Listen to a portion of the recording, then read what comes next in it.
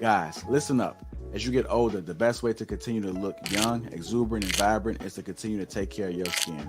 That's why I'm excited to have Teej Hanley as a sponsor of today's video. You heard me talk about them before, and you're going to continue to hear me talk about them because I believe in their products and the positive impact that they have on every man's life. Teej Hanley makes taking care of your skin so easy. They provide you with all the products you need and nothing that you don't.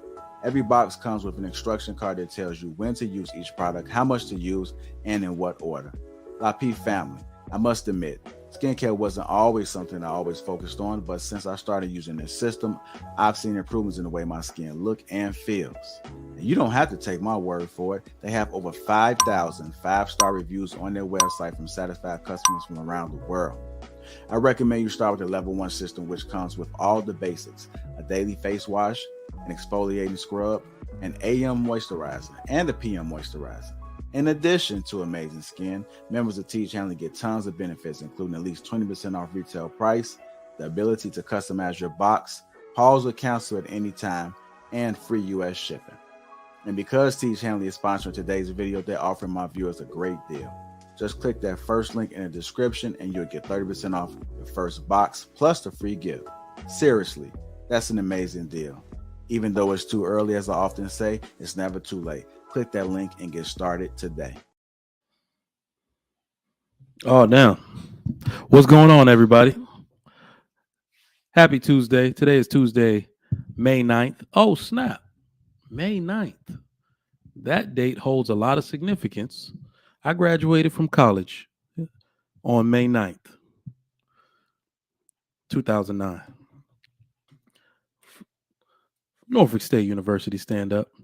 Sorry, y'all. I'm just texting my wife. She's talking about, do we want to go to Great Wolf Lodge? That shit is like $500 a night. And she wants to go on Memorial Day. That stuff's going to be packed. We can go another day. I hate when people get hyped to do stuff over holiday weekends. That stuff is the worst. That stuff be packed. The water slide is packed. I can't stand it. You can't get a beach chair. We go on the surf side of Jamaica Beach. That's like down by Galveston for those of y'all in the Houston area. Y'all already know what I'm talking about. But welcome to the Trigger Mike Show on the greatest network, the Lapeef Network. Make sure y'all hit that like button. Hit that like button. Thank y'all for rolling in. Keep on rolling in.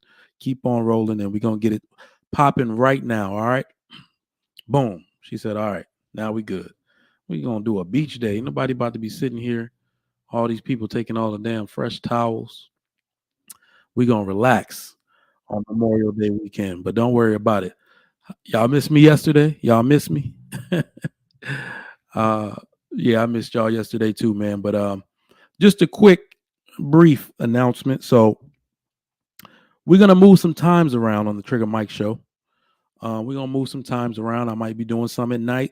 We're going to feel it out.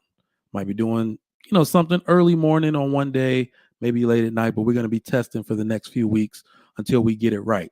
But just make sure you hit that bell for notifications so you know when the Trigger Mike Show is coming. I might pop up at any time. Who knows? All right. But I'm going to continue to be dedicated to bringing you good content for y'all to come up. And I appreciate y'all rocking with me thus far, getting my name out there in this podcasting YouTube game. I am forever grateful for y'all. But what's up, everybody? How was your weekend? Hopefully, y'all have had a good week. If you are in the Houston area, it is what we call dreary. Y'all see this light? It was so dark, I had to put on my this is stuff I use at night. This is my night setup. But it's so dark out here, I could see it. All right, so shout out to everybody making it through this rain, and y'all already know how my neighborhood is. One thunder, the power gonna go out. None of these power lines are buried out here. And they're redoing the road. They're widening the whole day, like for miles. They're widening the road because our subdivision built so many new houses that it's causing traffic when the kids get out of school. So yeah, all this stuff with power is going crazy out here, but you know how we do it. We're going to thug through it each and every time. I appreciate y'all for coming out. Get those likes up and subscribe to the greatest network on YouTube. We are on the road to 100,000 subscribers. All right. 100,000 subscribers. That is what the Lapeef Network needs. I don't know why we don't have 1 million, but I know why, in fact. It's because we have quality subs. We don't have inflated subs on this network.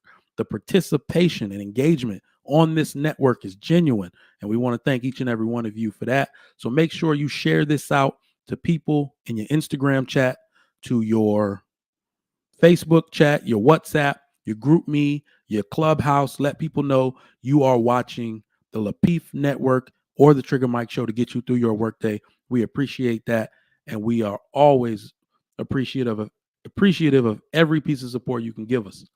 All right. If you want to support the show, you can do so by form of super chat. We always appreciate that. We'll be answering questions, and you can send the answers to those questions in the form of super chat. And we are always appreciative of that. Shout out to the sponsor, Tiege Hanley, 30% off along with a free gift. The link is in the description down below. Down below, the link is in the description. So make sure y'all get that for Father's Day too. Mother's Day is coming up. Let me know. I got a question because I think I want to get my wife an experience. It's kind of messed up too. This lady asked me like 2 years ago. I asked her what she want for Mother's Day. This lady said to be alone. Literally to just go get her a spa day at the hotel so she could just sleep. I thought that was selfish. Was that selfish? I told her about herself. I was like, this some BS. Your kids want to spend time with you. This lady said to be alone. I ain't doing that again, but I'm going to do something. I don't know. That lady just wanted to sleep somewhere outside the house. All right. But I'm going to get her an experience. I don't, these gifts and all this jewelry they're trying to market, my kids break half the jewelry I buy her anyway. I bought her about 2-3 necklaces since we've been married. All them things are broken. Haven't even taken them in to be fixed. It's just going to get broken again. But what do y'all think? What are some good Mother's Day gifts? Not for the grandmamas. We done got them their little pillows with the pictures on it. We did that already with the kids' pictures on it. What would y'all get? What are y'all getting for your lady so I can steal some of your brain power? This is how we used to do it back in the day. Y'all say men aren't romantic. It's really because men never had to do this stuff by themselves. You're supposed to learn from other people's experiences. You're supposed to ask your dad or your uncle or your OG or somebody, be like, I did this for my wife one time. She really appreciated that. We be trying to do stuff by ourselves out here. That's why we having so much trouble. So I'm trying to steal some ideas. Y'all let me know. Let me know what you would appreciate. I know I got women in the chat. Anissa said, do it for her for the weekend. Who the hell do you think I am? She getting one day for the weekend. For the weekend. Flowers. Do women still like that? No, you know what? I'll take that back. My wife, now that we purchased our own home, she does like a fresh on the kitchen island. She does like fresh flowers, but I do that all the time. So that's not really special, unless it's gonna be like a bigger bouquet. And I don't know. But I'm talking y'all head off. Who we got in the chat today? Dale Matthew, what's going on? Jill's Chocolate Boutique, how you doing? Wife School, what's up? What's up? Quincy, what's going on? Hack, always in the building. MS Best, what's going on? Lindora, how you doing? Rascal, what's going on? Daniel Berry, what's going on? Sports Highlights, I'm gonna have to check you out. Alex, what's going on? The Ecom Source, what's up? What's up? Edward Gilbert, what's going on? I'm gonna just say Z, what's up? I ain't calling you that. OG Lee, how you doing? Appreciate you coming through. Dane Rose, what's going on? Appreciate the love. Jaquin, my man, what's up? What's up? Thank y'all for coming through to the Trigger Mike Show. Big Ant, what's up? What's up? Lacey, No Chaser, my man, Mr. Rich, Marriage, Politics, and Sports. Y'all check out his channel as well. Kenny, what's up? What's up? All right, Mahalia, how you doing? Hola, everybody. Hola. We are back. So today's topic is average men aren't good enough. Now, listen. I'm going to beat this dead horse. I'm sorry that I have to keep beating this dead horse, okay? Pause. I'm sorry, but we got to talk about this. So there are still lessons to be learned from this Ebony K. Williams saga. All right. I thought it was over too. I thought it was over. I wasn't going to make any more comments about it, but Dr. Umar came out, said something, and everybody went back into the dialogue after that. We're going to keep learning lessons from this saga because it's important. I spend a lot of time not just looking at the fallout. I'm trying to find out what's on the people's mind as it pertains to our everyday lives. What are the men and women thinking? We used to say children were the future. We don't seem to care about that no more.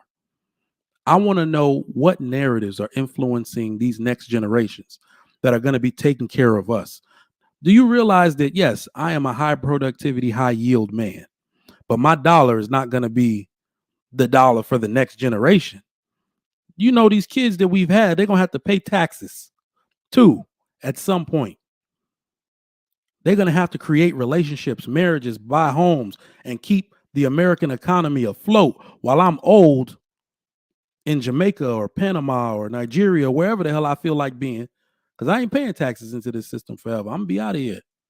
I'm going to be traveling with my wife. My kids are going to be here, toughing it out, making sure this economy is running. So we got to understand that we should be very concerned about what enters into their head. And yes, this topic applies. This topic applies. Remember, it has been said, I don't really know the validity, but so many people have repeated it, that 80% of the women are going after 20% of the men. I'm pretty good at math, and that means a lot of people going to be out here in the cold. A lot of people aren't getting married. And if you are looking for the top 20% of men, that means you are basically saying that the average man is not good enough. I don't subscribe to that at all. I do a lot of talking on this show, and I never want to make it seem like I'm solely trying to disparage women. But what I'm really trying to do is be a brother to you. The reason why this stuff may sound abrasive at times is because many of you women have never heard it before. That is obvious. Clearer than anything could be obvious. That is obvious. You've never heard this before. My sisters literally do this when I talk. They be like, well, man, because I sound like my daddy. They've been hearing this their whole life. This ain't red pill. What are they talking about? This ain't red pill to them. These girls that grew up with Nigerian daddies, Jamaican daddies, shit, some girl, even white women who got Eastern European daddies. Where else? Tell me if you had a parent or even just one parent that came from, even in the South, some girls that got Southern daddies. They daddies talk like this. They daddies told them what was up. Their brothers, people in the barbershop, grandfathers, uncles, they told them what was up in the real world. So when it sounds like we're talking to you, we are trying to shed light on the fact that we have an issue. If you think the average man is not good enough, you need a reality check. The average man is everything. And while I was writing this, I have such a respect for the average man that I realize I'm not even average no more. But I still have a healthy, functional amount of respect for average men. Salary wise, I make more than the average man makes. But even still today, I will drive around the new sections of my neighborhood as I'm taking my daughter to school and my son to school across the other side of the city. And I see the men on rooftops building frames for new homes, laying concrete for the foundation of these homes. And I appreciate the structure that those men built. And I'm literally sitting there almost every time saying, look at what man can build. I am a man. I have the ability to go and learn and do that myself. But I appreciate those men, their sweat, their time, their labor for doing the thing so I don't have to do it. I could just pay for it. How is it that a man who has the physical capability to do that can still show respect to other men, but women who don't have the physical capability to do that are looking down on those men? I think not. I won't have it. I won't have it. Now, my man Alex says 90% of women are with average men. I agree. That is a fact, as a matter of fact. You're not lying. But what we can see that is an issue in our community is that the women aren't married. The women aren't married. That means there are two things happening there. I'm going to go off script for a second. That means that they are making their cooperation and their submission, they are making it a transactional thing. If men aren't taking the proper steps to seek marriage with these women, it's because of what I just mentioned. Everything is transactional with them. Everything is tentative. Well, if I get this and this from you, then I'll cooperate. I think not. Men aren't stupid enough to marry that. And we have to, like I said, this affects the children. This affects how much our property taxes. I look at things, I look at the large picture, okay? If people aren't getting married, if you do not see the catastrophe that's going to happen later in life, the only people that are going to be rich are landlords, apartment complex developers. Single people aren't going to be buying houses. Hell no. Families buy houses. There are barely any single. The only single women in my neighborhood are divorced. And their husband there's a lady across the street. I knew her husband, divorced. Husband makes upwards of $600K a year. He left her that house while he goes smash that fine ass Venezuelan woman he got in his new house. This lady bragging that her house bigger than his, but he paid for her whole damn house. He don't need a big ass house. He bought a house close by to be near his children, and so he can smash all them bomb ass women in there. Ain't no single women in the suburbs. This is for families. And we got a problem if people aren't creating families. But let's continue. The modern woman's view on the average man and what he should be making is not an accurate representation of the average man. It isn't.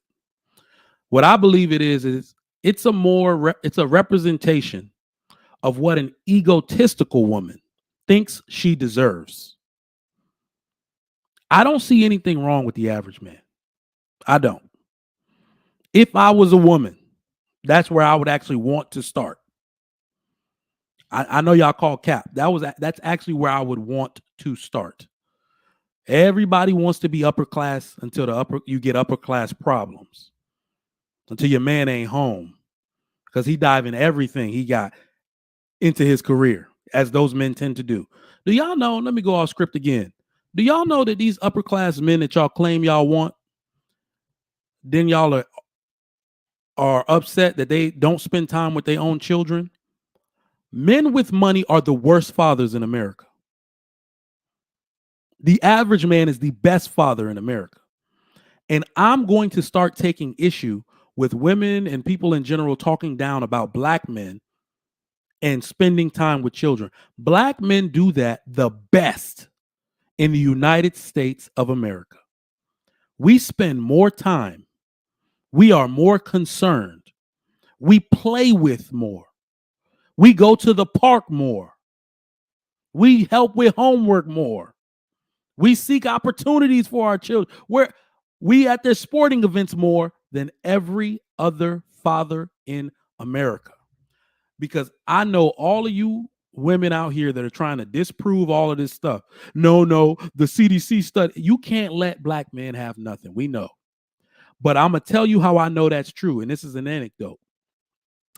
Chat, tell me if I'm lying. This is why when they said black dads are the best dads in America, here's how I knew that was true without even having to look at the stat. Here's how I knew that was true. Every person, if you grew up with around white people, around Asians, around Hispanics, everybody wanted to have the black dad. They thought he was the coolest thing since sliced freaking bread. They loved his swag. They loved the way he talked. They loved the clothes he wore, the sneakers he put on, the way he dressed his children, the car he drove. Everybody loved the black dad. Everybody loved the black dad. I wish my dad dressed like that.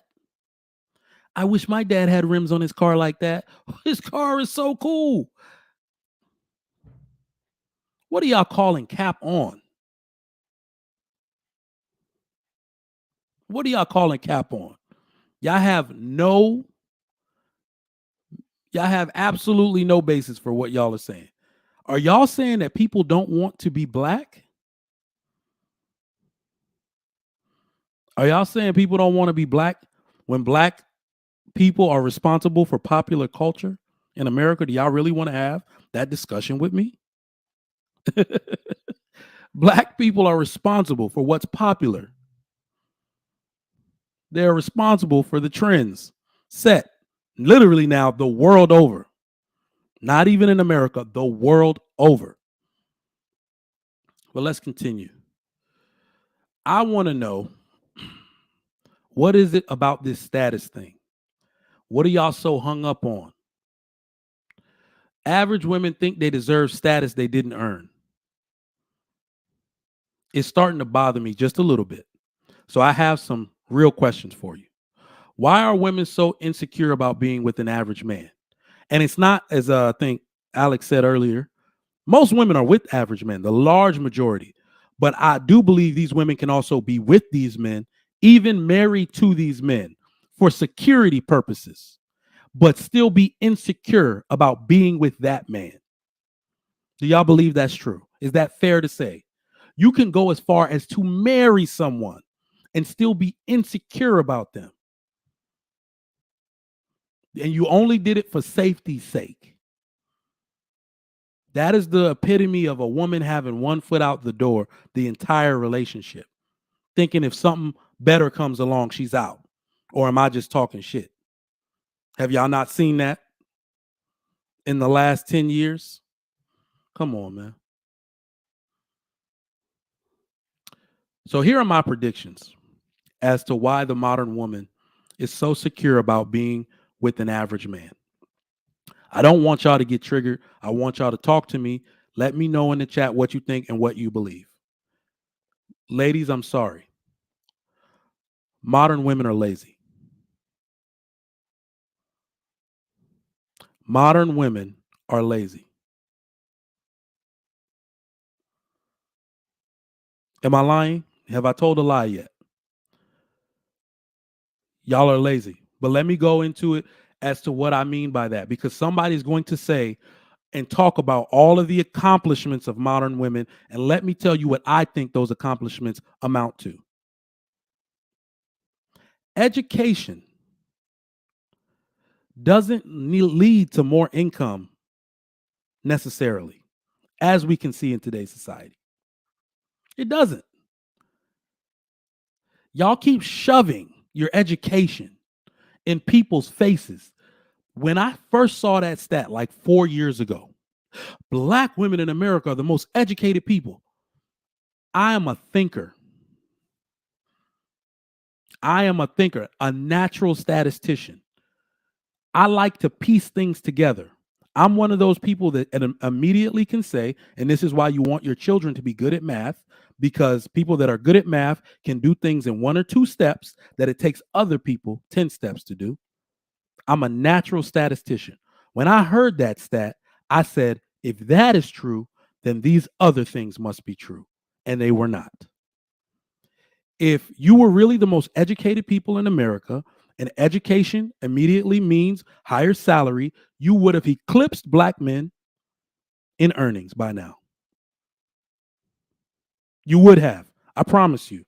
At the rate you were achieving, you would have eclipsed us wouldn't even be able to touch you.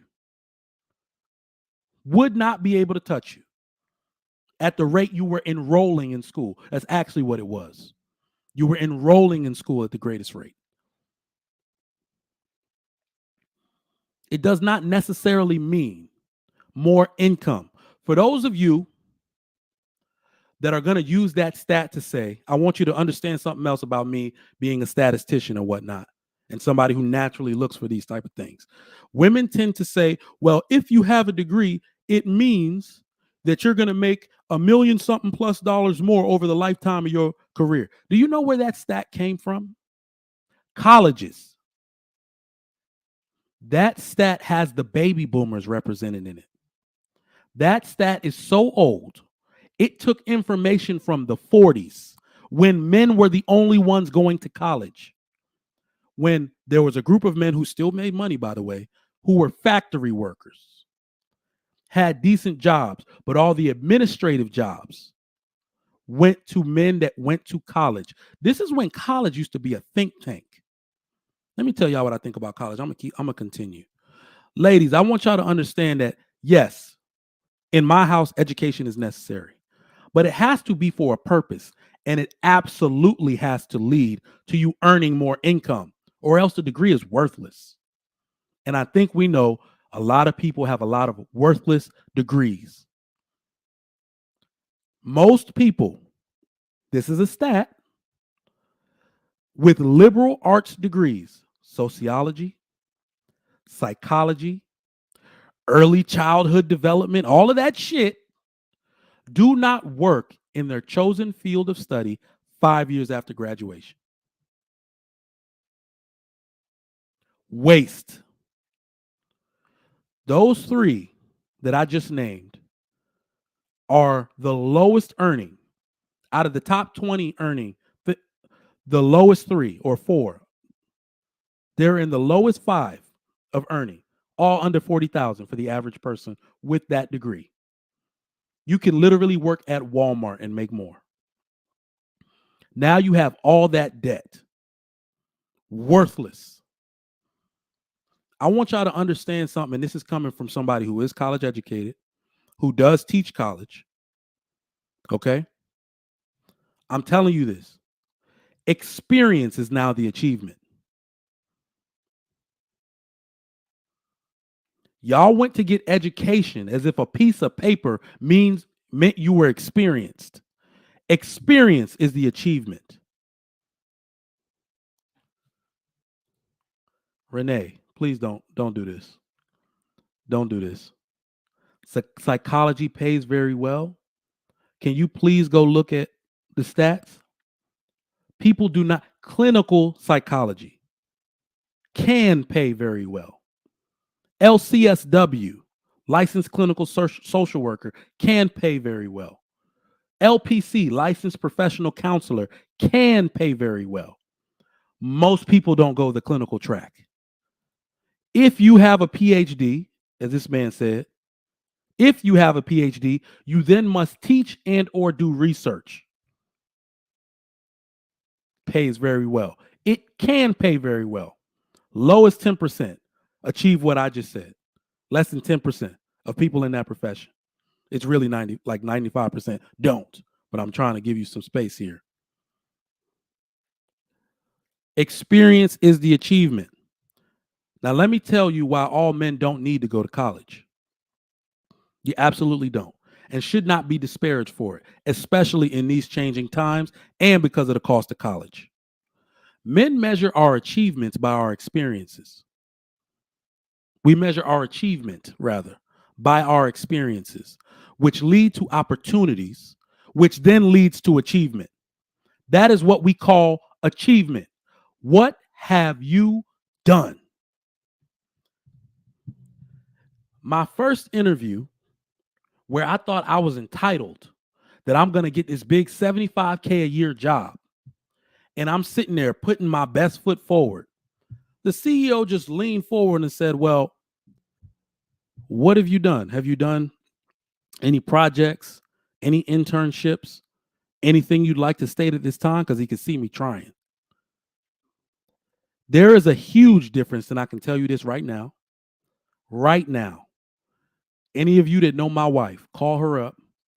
And I did an interview last Monday. I'm sorry, Friday before last. I had another interview on Tuesday, last Tuesday. All right. And then I got the job on Friday, last Friday. On Tuesday, my wife said, "How did the interview go?" I said, "I got the job." How did I know that? How did I know that? There is a difference between you speaking from inexperience, speaking from hope, and you speaking from experience.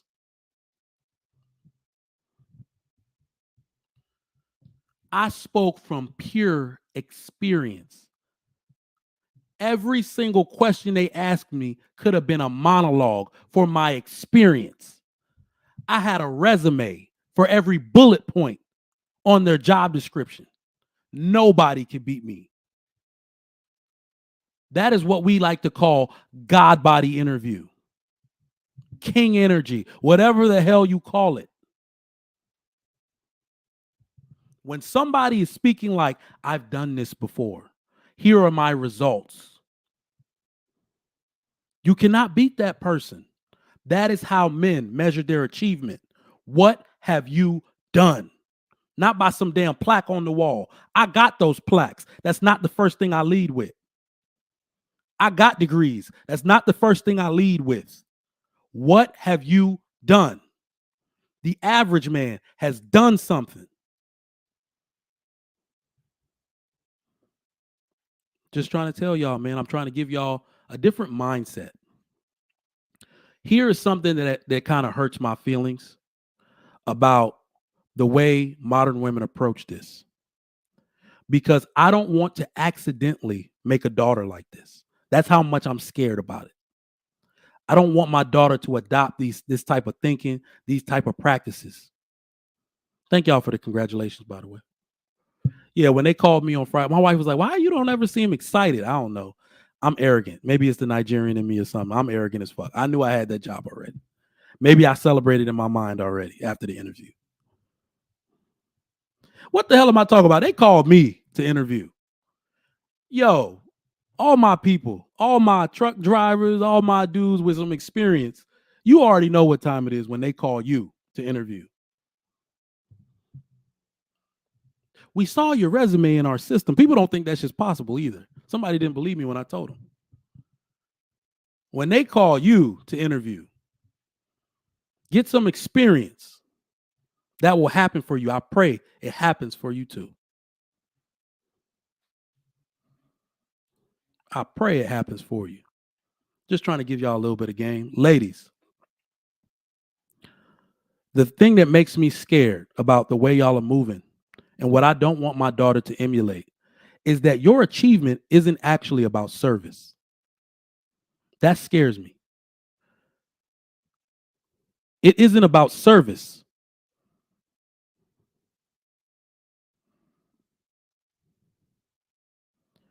When you achieve, it seems to be more for show. I don't like that. I do not like that. You are supposed to want to achieve so you can serve the world better, so you can serve your family better. We've been good in this house. We got business over here, business, little clinic over there. I took some time off to work on my business. I'm going back to work, and all I can think about is how I could serve this job that I just took, how I can improve the numbers for this high quality position they gave me. Can you improve this system? Yes, I can. And how I can serve my family ultimately. What more can I do for them? That is what my achievement is about. There's nothing else. That is what your achievement should be about. Not about that damn plaque, that damn degree on the wall. That's just a piece of paper, I promise you. People get tired of looking at that shit. You can only say I'm a PhD so many goddamn times before people get tired of hearing it. It does not carry its own weight. You are the weight. What have you done? This all leads back to how people love to disparage the average man. Trust me, if you went to school to run up debt, you have become the liability in the relationship. Then you talking about you want to stay home and a man should provide for you. You a PhD. Go pay some goddamn bills. In fact, I got the bills. How about you pay those student loans back? Make yourself useful.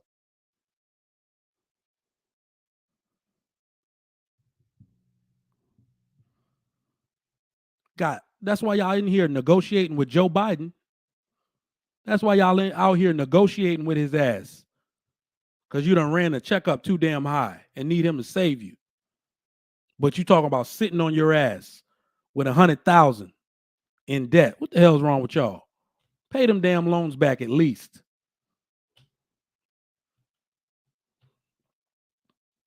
The VA gonna pay mine back. Sorry, y'all.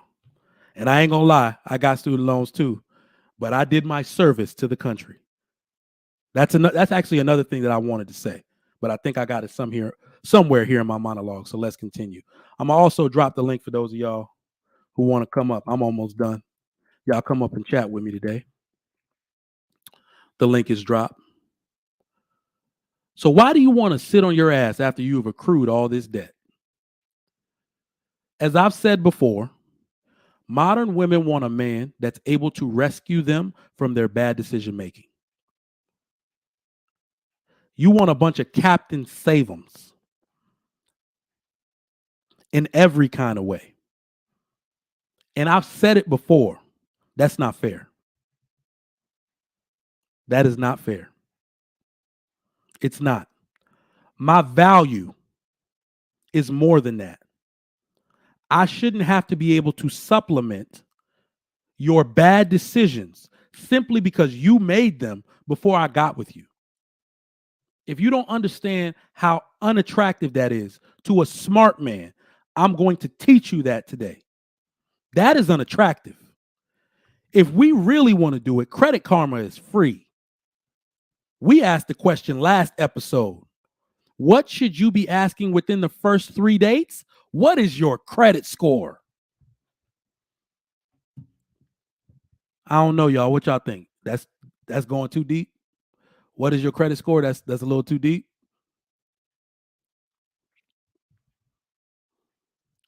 That's a little too deep.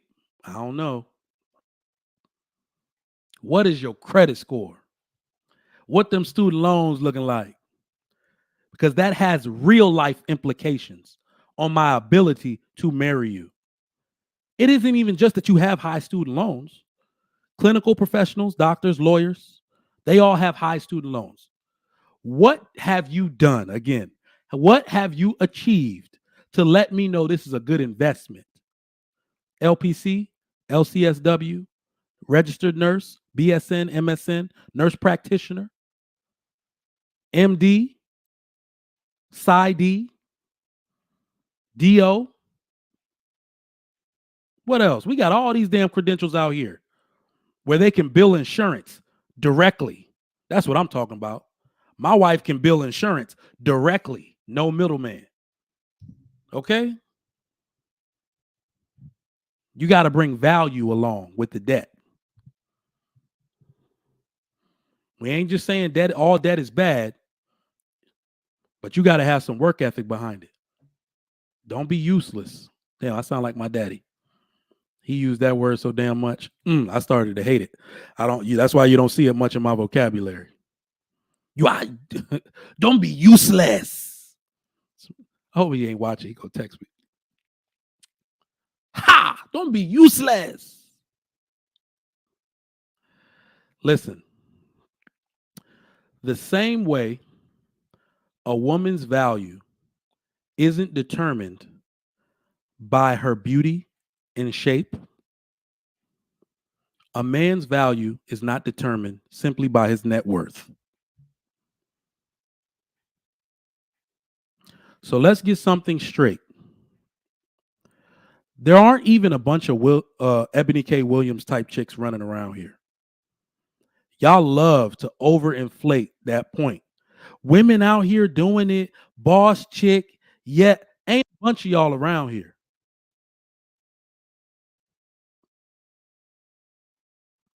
All of y'all seem to know each other and congregate at the little conferences, but you don't realize that every one of you, there's 1,000 women not doing the same thing. I don't see how, never mind. Y'all are traditionally bad with numbers like that anyway. Y'all pretend y'all doing so much better than the men, but that's not true at all, is it? It's not.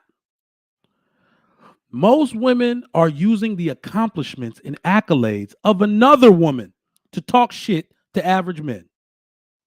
And I think we need to address that. Most of the time, when a woman is talking about what black women have done, they ain't talking about themselves. They not talking about themselves. I understand that women out here achieving. I got women in my family that achieve. Women in our friend group, our social circles that achieve. But that's not all women. Don't use their accomplishments. Not even to just boost yourself. Don't use their accomplishments to talk down to me.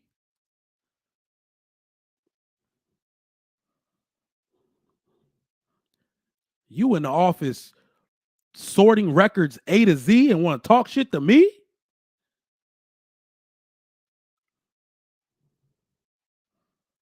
Using the accomplishments of a woman you don't even know. A real housewife to talk shit to black men. That shit stops today. We're going to start cooking the shit out of y'all because that's what it is. Men just don't talk. That's the problem. We just don't talk or disparage women, and our voice has been missing from media for years. We're going to start cooking the shit out of y'all on site, and maybe y'all shut up. Goddamn administrative assistant at a dental office talking about boss bit. Yo. Sort them papers and become a practice manager. Using the accomplishments of somebody else. Just because you got one New York and Company suit, you think you could talk shit to the average man. I am a men's advocate. If these men won't say it, I'll say it for them. Sit your ass in that corner and fucking alphabetize these damn notes.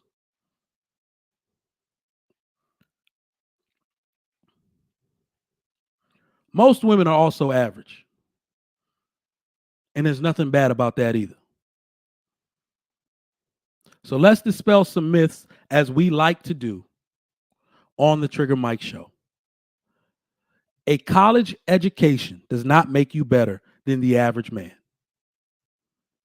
And if we really want to be real, and this is something I wish I would have listened to, college is for smart people and for rich people. If you had to go into debt for that college degree, you probably should not have been there at that time. You probably shouldn't have been there at that time. None of us, including myself, should have been there. I actually wanted to go into the Navy, but the war just started. And my parents were tripping. Really, my mama was tripping, crying and shit. So my dad was like, all right, maybe it ain't a good time to go. She don't want you to die. I don't know why he didn't care. Maybe never mind. But anyway, he probably just understood that you're 18, you're going to do what you want to do anyway.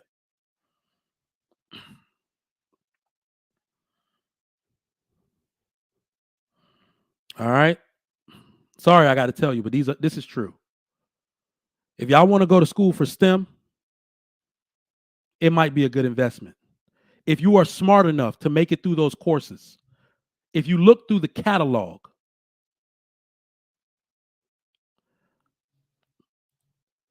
Alex P. Keaton, bring your ass to the front. I know who this is.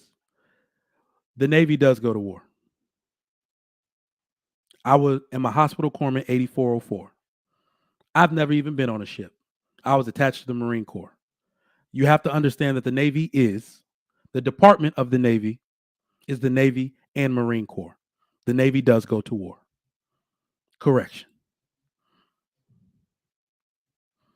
I'm the one person you can't talk that shit to.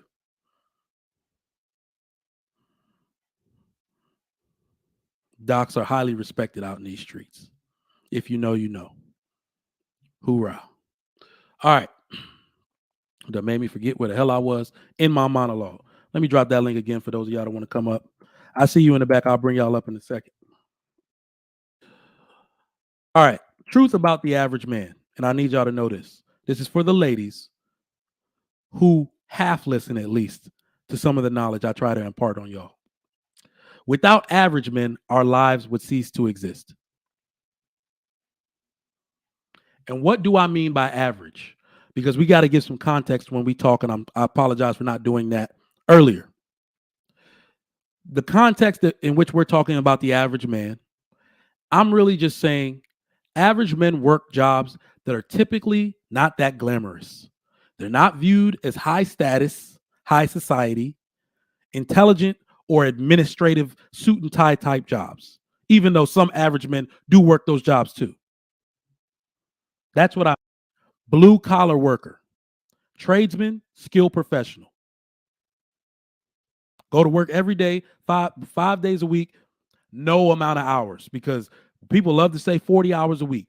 I don't know a man my age that works exactly 40 unless they're doing what I'm doing. We all work overtime. It's built into the system, essentially. So that salary I'll keep highlighting, yeah, that's a lot of people's base. A lot of people's base salary. If you're a man that likes to say you work exactly 40 hours a week or less, please put a 1 in the chat. If you are a man that works well over 40 and gets paid for that time, put a 2 in the chat. Don't know, man. I barely know anybody that works 40 hours.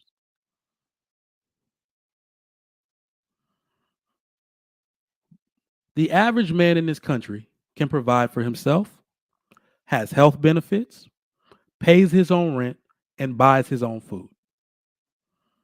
So y'all need to stop acting like we can't do that for ourselves. There is reality that I need to tell you ladies about building with the average man.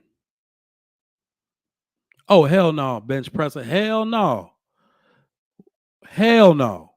If truckers go on strike, the world, like literally, it's the Rona situation. The week people found out about it all over again. If truckers go on strike, bread is not even in the damn store. No, thank you. We're not going to speak that tragedy into existence. Nuh-uh. No, thank you. There's a lot of irony to this narrative that women don't respect, don't like, or don't want to be with average men, even if they're married to them. There's an irony to it, and let me explain it to y'all. Most women that refuse to honor an average man will never be married. If you are on these panels talking shit, you are more than likely never going to be married. Because if you can talk and spit that much venom, you can't expect us to believe that doesn't come out on a date with you. That doesn't come out at some point in the courtship process. That venom is going to come out. And even the dumbest man knows, I don't want to be married to that shit. She's just for fun. Bedtime fun.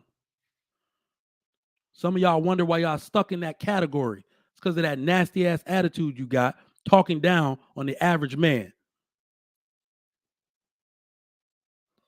Your conditional submission and cooperation. Well, if he does this, then I'll cooperate. Nobody want to be married to that shit.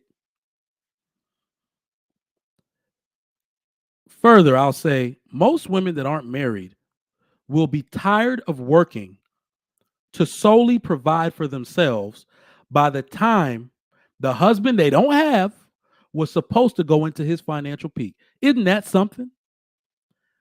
How many of y'all are willing to admit that you not even 40 yet and you tired of working? I'm talking about the women.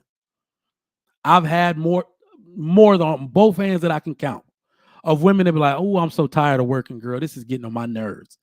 Lawyers, doctors, they did it for show. They got the degree. They got the credentials. But after baby number one, they just want to sit their ass down a little longer each morning.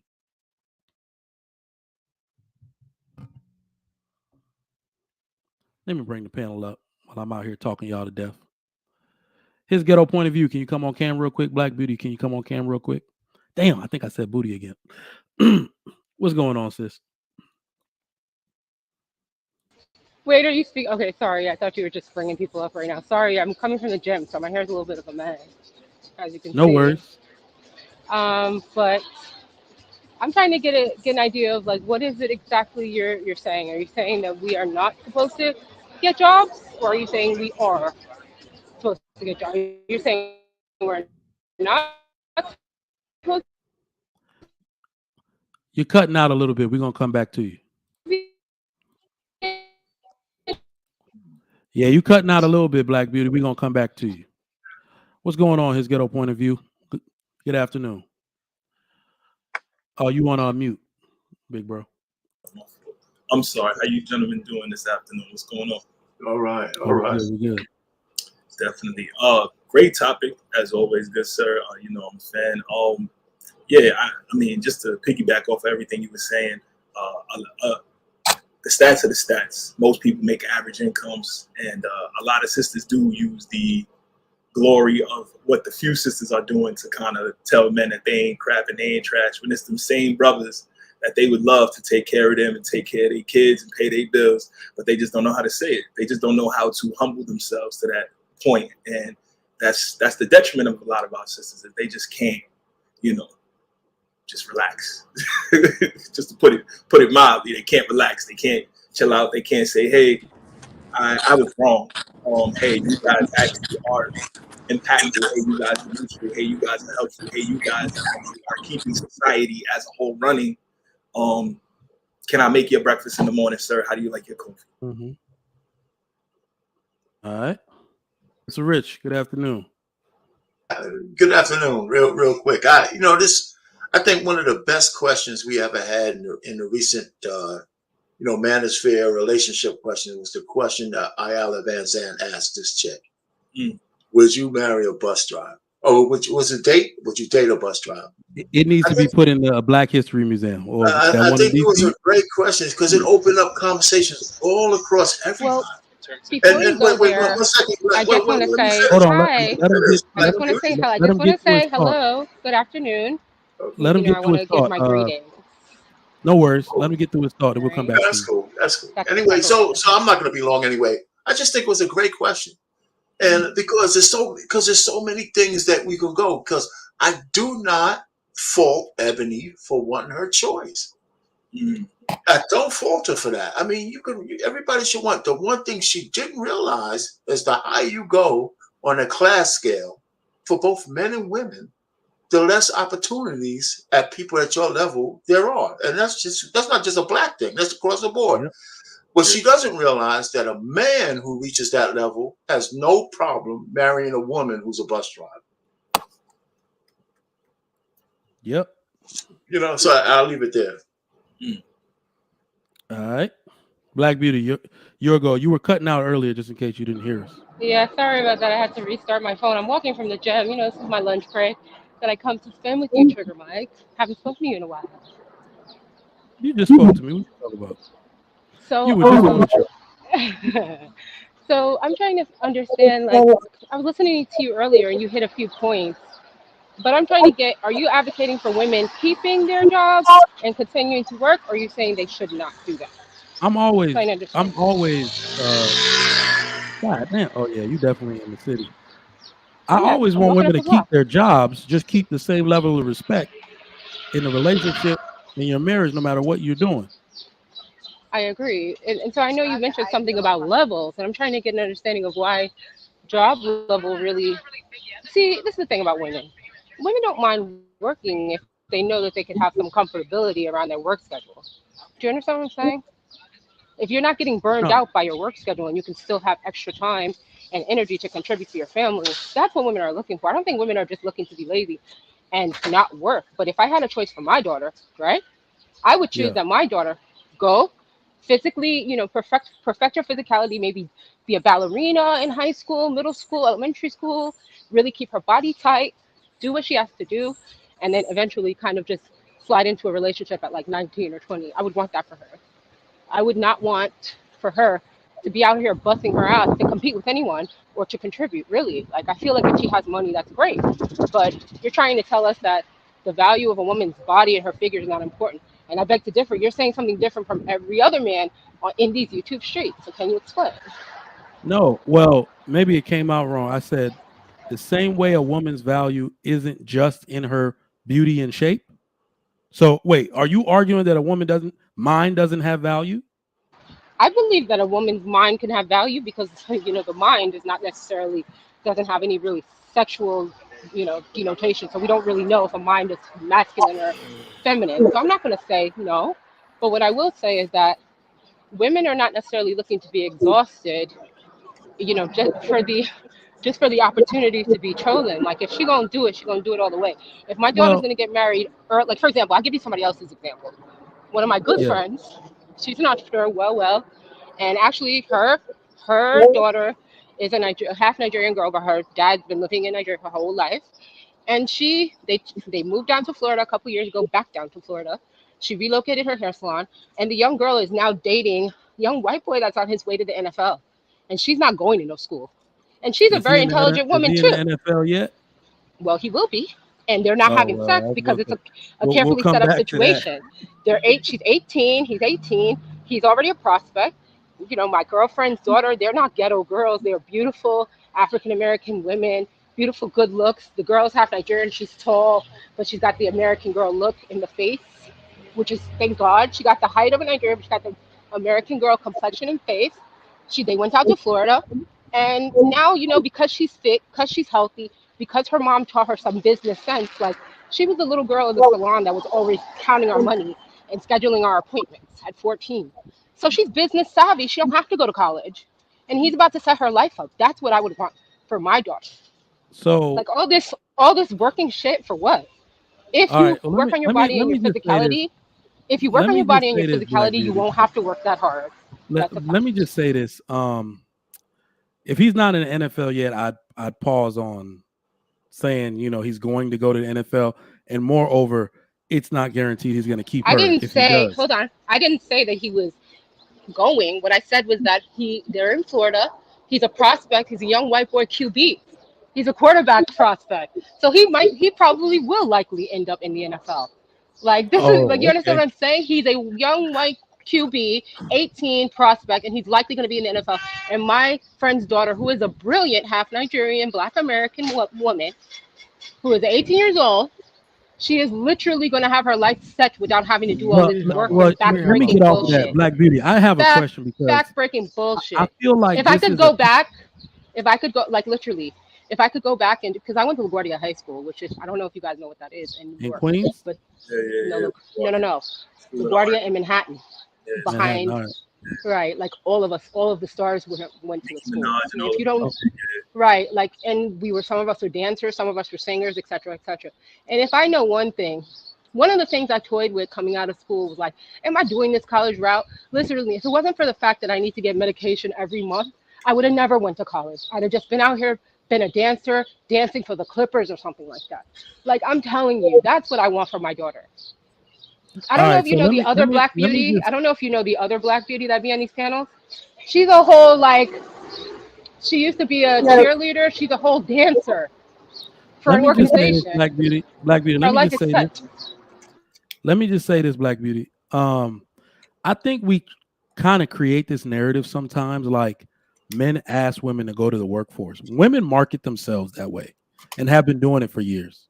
Nobody's asking women to go work hard. What it is that women put on this cloak to say that they're the same as men, and they get their ass bust out in the workforce just like men have to do for the entirety of their life, from 16 years old until whenever the hell, probably until close to his death, men will be out here working, getting their ass busted at work. All right. Women find out very quickly they don't want to do that shit for the rest of their life, even though they sold the men that they're with this whole idea that we can build blank and blank because I work too. Men are not out here forcing anything work-wise on their women. I'm sorry. I have not seen it yet where a dude has strictly dictated that his wife work blank and blank.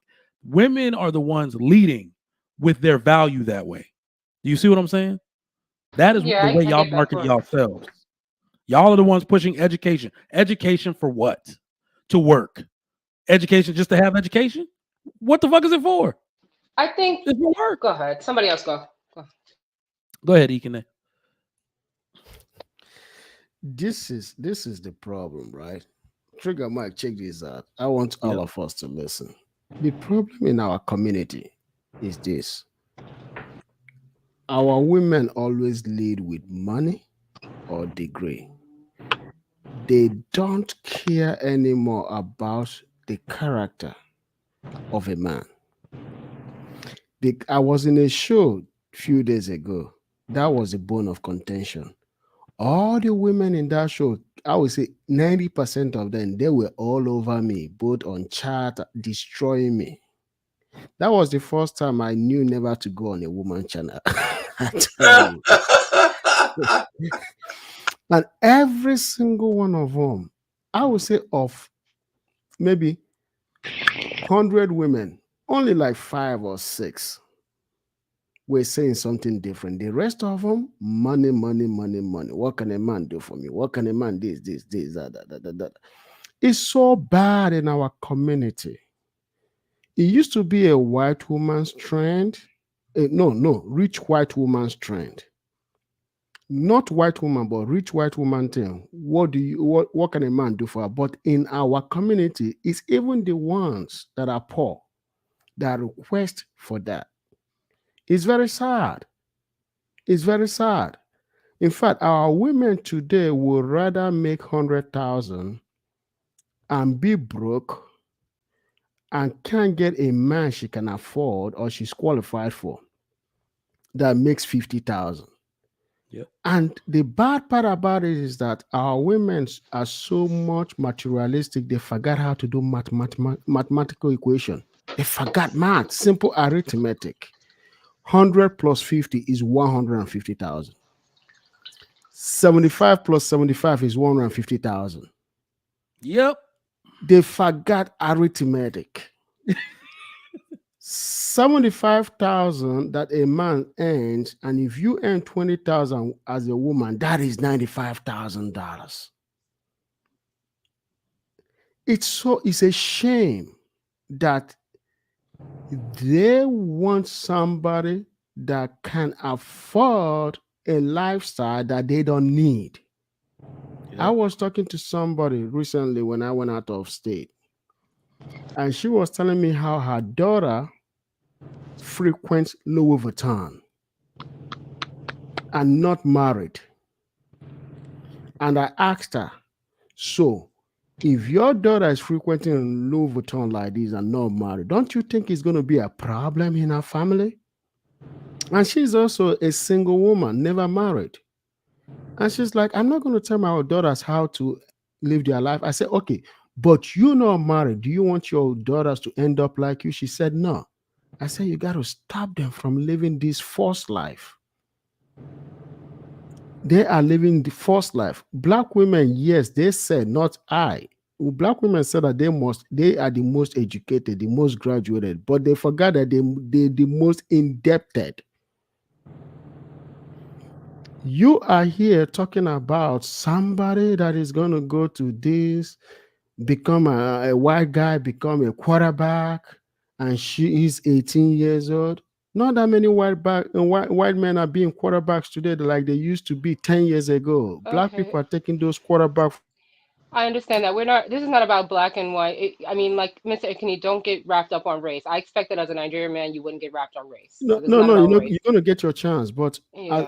Don't worry, you're going to get your chance. I already had my chance. You're going to get your chance to respond. It's not a matter of Nigerian man. It's also becoming a problem in Nigeria itself. that our women are becoming too materialistic. In fact, I had a woman told me one time, after multiple discussions, she's like, you know what? I actually was interested in your money, not you. You see, Yes, I had you to know that. push her to admit to that. You see what I'm saying? Because and then I told her, I think I was stupid. I knew that from the very 2 days after talking to you that you only interested in money. And I made sure she never got any single money with me, even though we slept. But I made sure she never got any money with me because that's how to teach her a lesson. I taught her a lesson. So what I'm trying to say is this, right? We have a generation that can never be rescued. We should not waste our time trying to rescue this generation. We should waste our time rescuing the generation after them. Yes. So what we're doing right now is to teach them a lesson and deal with the generation after them. Because this generation that is between the age of 25 and 60, they are lost souls. They are gone. They are gone. The ones that are between the age of 25 and 18, half of them are just damaged goods. We should know that too. We should know Sad. that. All right. Let's get Trey in there. What's going on? Good afternoon, bro. What's good with y'all? Chilling, bro. What you got? Opening thoughts. You know, here's an interesting story. I almost became a bus driver. It's a true story. I had a buddy of mine that worked for the train company, the WMATA here in DC. He was a train operator, and he was doing fairly well. He was making some decent money. I just got back from doing 8 years in the Air Force, and I didn't quite know where I wanted to go and what I wanted to do. And he said, "Hey, man," "come drive these buses." Starting salary was $78,000. They got good benefits, you know, good hours. He said, with your military background, you'll progress quickly. Of course, I didn't take that route. I took the more dangerous job, which was probably not smart in the end. But I look at that and I go, that was almost me. She would have been talking about me. I would have been the bus driver. Oh, dog, this is crazy that you say that. So I was gonna take a different route with it. One of my homegirls, we were 20. I was throwing parties at the time. The reason she approached me with it was because I had a lot of bread. Like I was a lot of cash, just a lot of disposable cash, throwing parties, selling sneakers. So she went to the person she knew with dispensable cash and said, "We need to start a Chinese bus." You remember the Chinese bus that drove your ass way too fast, would get to New York from Virginia in like 3 hours? She said, "I got a hookup on a bus. The only thing is we need to drive it." My ass was going to be a bus driver. But I was like, yo, hell no. I was like, I'm not about to be in college driving to New York every damn weekend. Yeah, I think I ain't gonna have no life. That's crazy. I think America has an issue with average in society. I think that we somehow think that average is a bad thing. I think that we think that average is beneath you, when the actuality is that most people are average, and they will always be average. They will marry average people, and they will produce average children. That's sort of how it goes, right? The majority, right? I think that social media plays a role, TV plays a role, movies plays a role, and a lot of people thinking that they're going to be in the top 10%, they're going to be in the top 5%, and the truth of the matter is that the large majority of you are not. You're not going to ever reach those heights, and I think that we need to stop taking this sort of arrogant look at people who, if it were not for them, our world would cease to exist. Yep. Me being a former police officer, I was average, but I was the average man that you would call into your house when somebody was breaking in. Me, my little average self. I was the guy that was showing up. I'm the average man that these single moms were calling when they couldn't control their 12-year-old sons. Me, the average man, is who you were calling, not the 1% guy. We got to get past this idea that average is bad. It's not bad. It's honestly, it's just normal. It is what people are going to be. Majority of people are going to be. That is There's nothing wrong with that. There's you want to know what's funny? You want to know what's funny about this distinction of average? I think if you ask a woman, like Ikene said, they'll immediately say the average of how much money a man makes. I would argue that and say it's really about how much money a man keeps. Most six-figure earners live paycheck to paycheck because all they do is frivolously spend. And that's what those women want. There are literally millionaires next door that live in an average ass house. They have way more savings than the average person because maybe they bought an investment property here. They got some inheritance there from their grandma. They inherited a property out here, which they leverage to open that business over there. Right. But they're doing that off of an average person's salary. I know literally 20 people like that I can name off the top of my head. I never made more than $80,000 in a year. I retired in 2020, 35 years old. Never made more than $80,000 in a year because I was always smart enough to look at my investments. I learned how to invest in the stock market. And I got lucky. I'll be honest with you. I got lucky. I invested in Tesla's IPO in 2010. I got lucky as hell. Right? But I did my due diligence. I did my work. I researched. But I never made more than $80,000 in a year. That is the new wave of millionaires. Majority of millionaires they don't inherit their money. They're not inheriting millions of dollars. They're making it through investments. You got a lot of guys out here who are saving up to get rental properties. Do you know what the top 3 millionaires are for people? What accountant, engineer, teacher. Yeah. People those are the average millionaire, not doctor, because they have riddled in debt. $500K in debt that they will never pay. That takes them years to pay back. Accountant, engineer, teacher. But that's because everybody keeps getting told that there's. I'm gonna end it with this. They keep getting told that there's such a thing as good debt, and I'm gonna leave it at that. Yeah. Exactly. Can I cut in? How are you all doing today? Please, go ahead. You doing okay?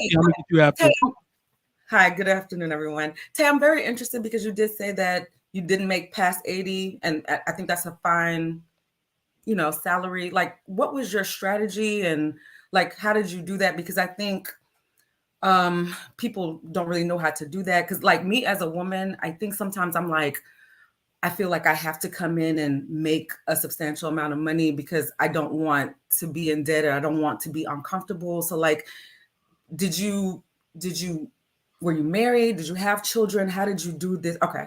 I'm just curious to know how. We won't get into that. The panel knows how I feel about marriage, but okay. But no, I've never been married. I did have a child at 24.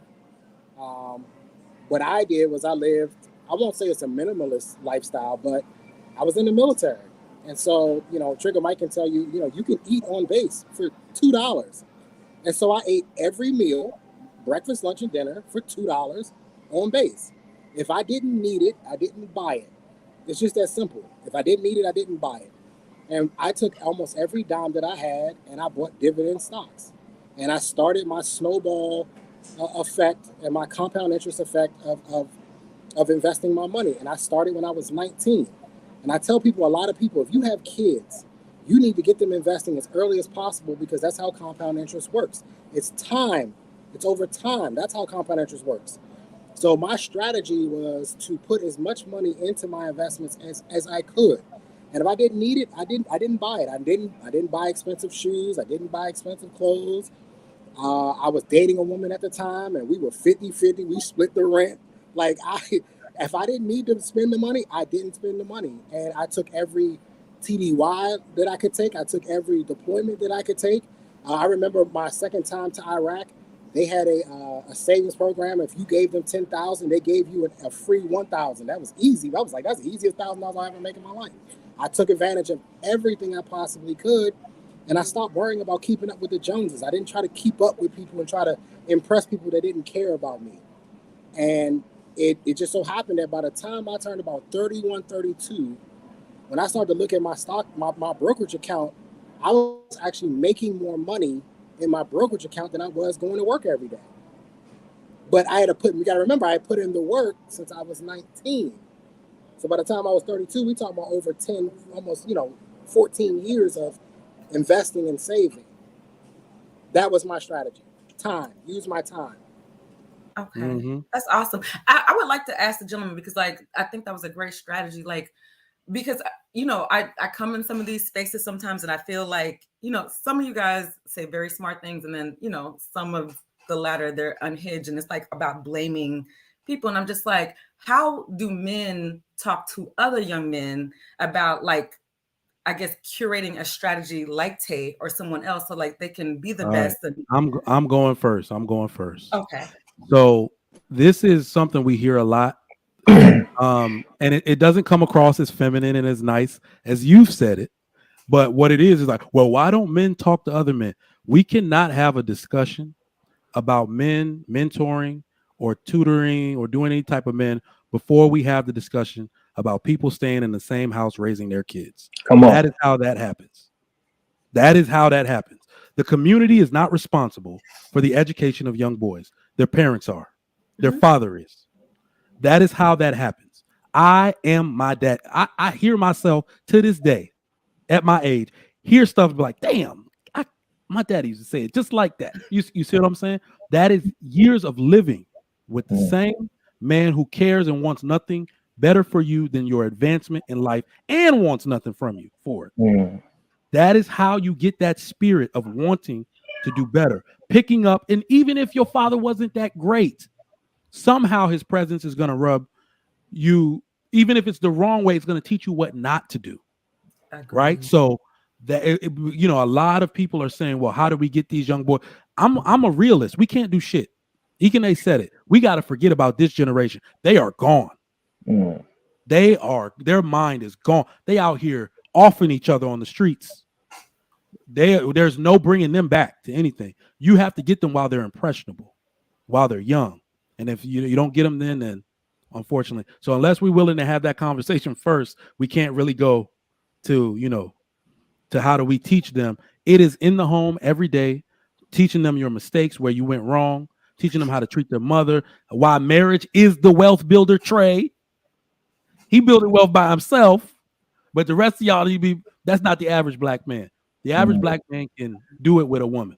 It's really only marriage people. Sure, I can admit it probably would have been easier with the wife though. It's gonna be easier. Listen, how many people on this panel have saved $60K in 1 year?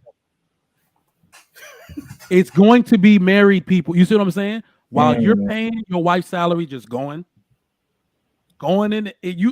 Listen, I hid money from myself one time just so I wouldn't spend it. And I got in the habit of actually not looking at it because I was doing so well on my own. And literally when you see something and you get startled, like, good God Almighty, look at all this money. What happened? Savings over time, right? That's it. That's what you can do as a couple. Two people can do. That's the power two people have. And I just think we can't really start any other conversation before we start that one. Anybody else? Well said. Yeah, I agree. Yeah, I would say this. I mentor young boys from the age of 10 to 18 on Mondays. And one of the things that I try to stress to them is that your money should be working harder for you than you work for it. And I say that to them often. I say that to them all the time. Your money has to work harder for you than you work for it. That's one of the things that I think that sort of gets through to them because they think, so this money should go out. So to me, one of the proudest moments I ever have is when they go out and they get their first job or they have a summer job and they come back to me and they say, Trey, I bought my first stock, or I bought my first this, I bought my first that.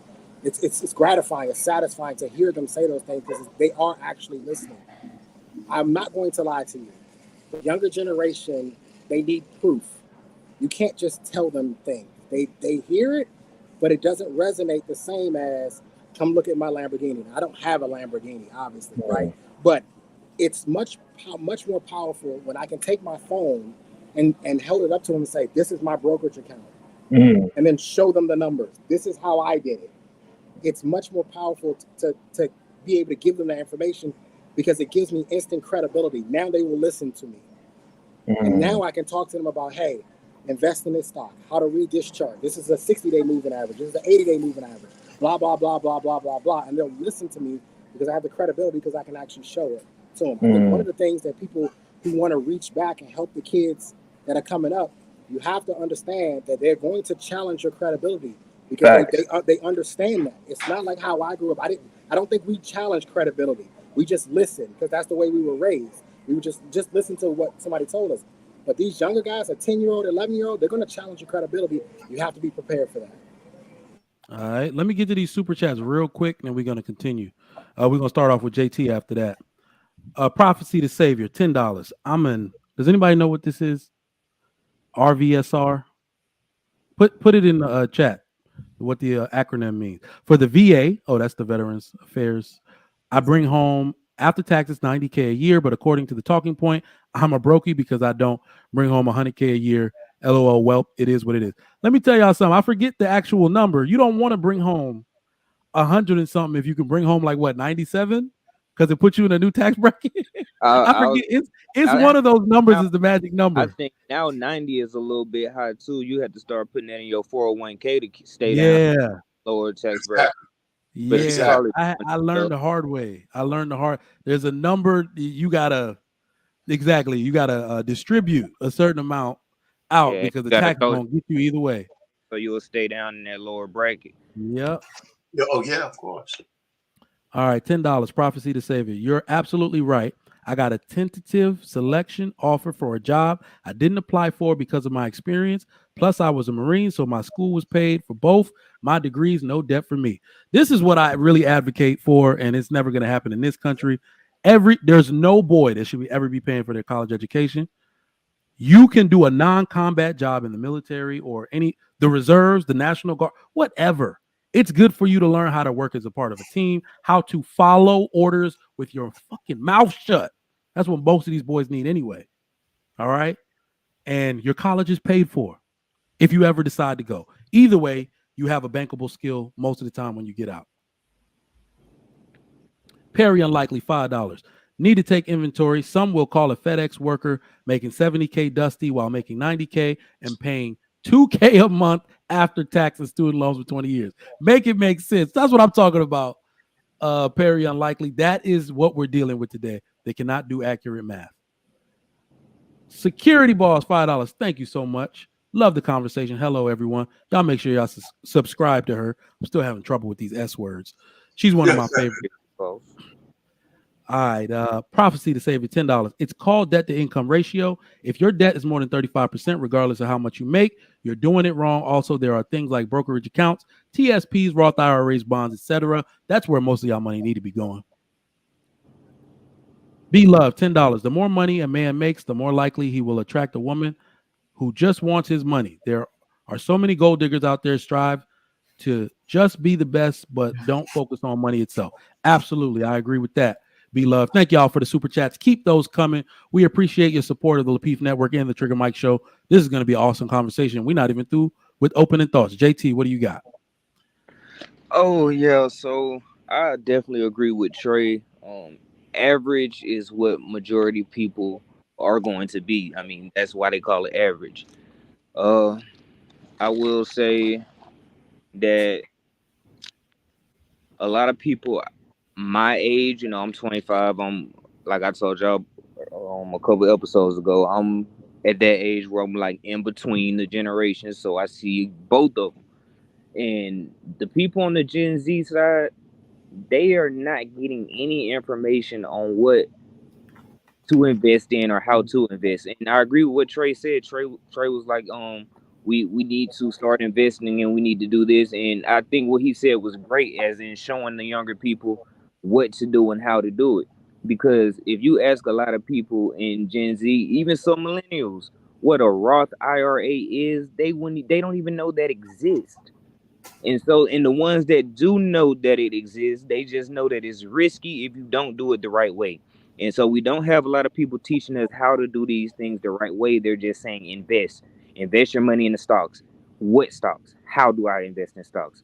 What to not do so I don't lose $50,000 investing in something that never made sense in the first place.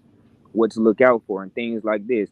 And then it seems with our community in particular that I've noticed that a lot of the people who do have the game and know the game, they charge you for it, which is understandable, I mean, to a certain extent, but I don't see that when other communities do it with their own people. They charge outsiders, but when it comes to learning these financial wealth and information, they don't charge their own people. So if we could find a common middle ground or maybe some type of way to help each other out with that, that'll be great. But back to the average thing, I think women are optimistic, very optimistic. And I see that as a good thing, but I think it could be to their downfall sometimes. So it's kind of like, I don't know if you ever heard like a group of women together, all of them say they're tens, which leaves no room for improvement. They just swear they're the best, which that's a personal optimistic type of thing. You can say that, but when it comes to money and finances, we got to be more realistic and tell ourselves where we're at versus where we're trying to be. And I think a lot of women are going for where they're trying to be, which is already wealth built instead of building wealth with an individual.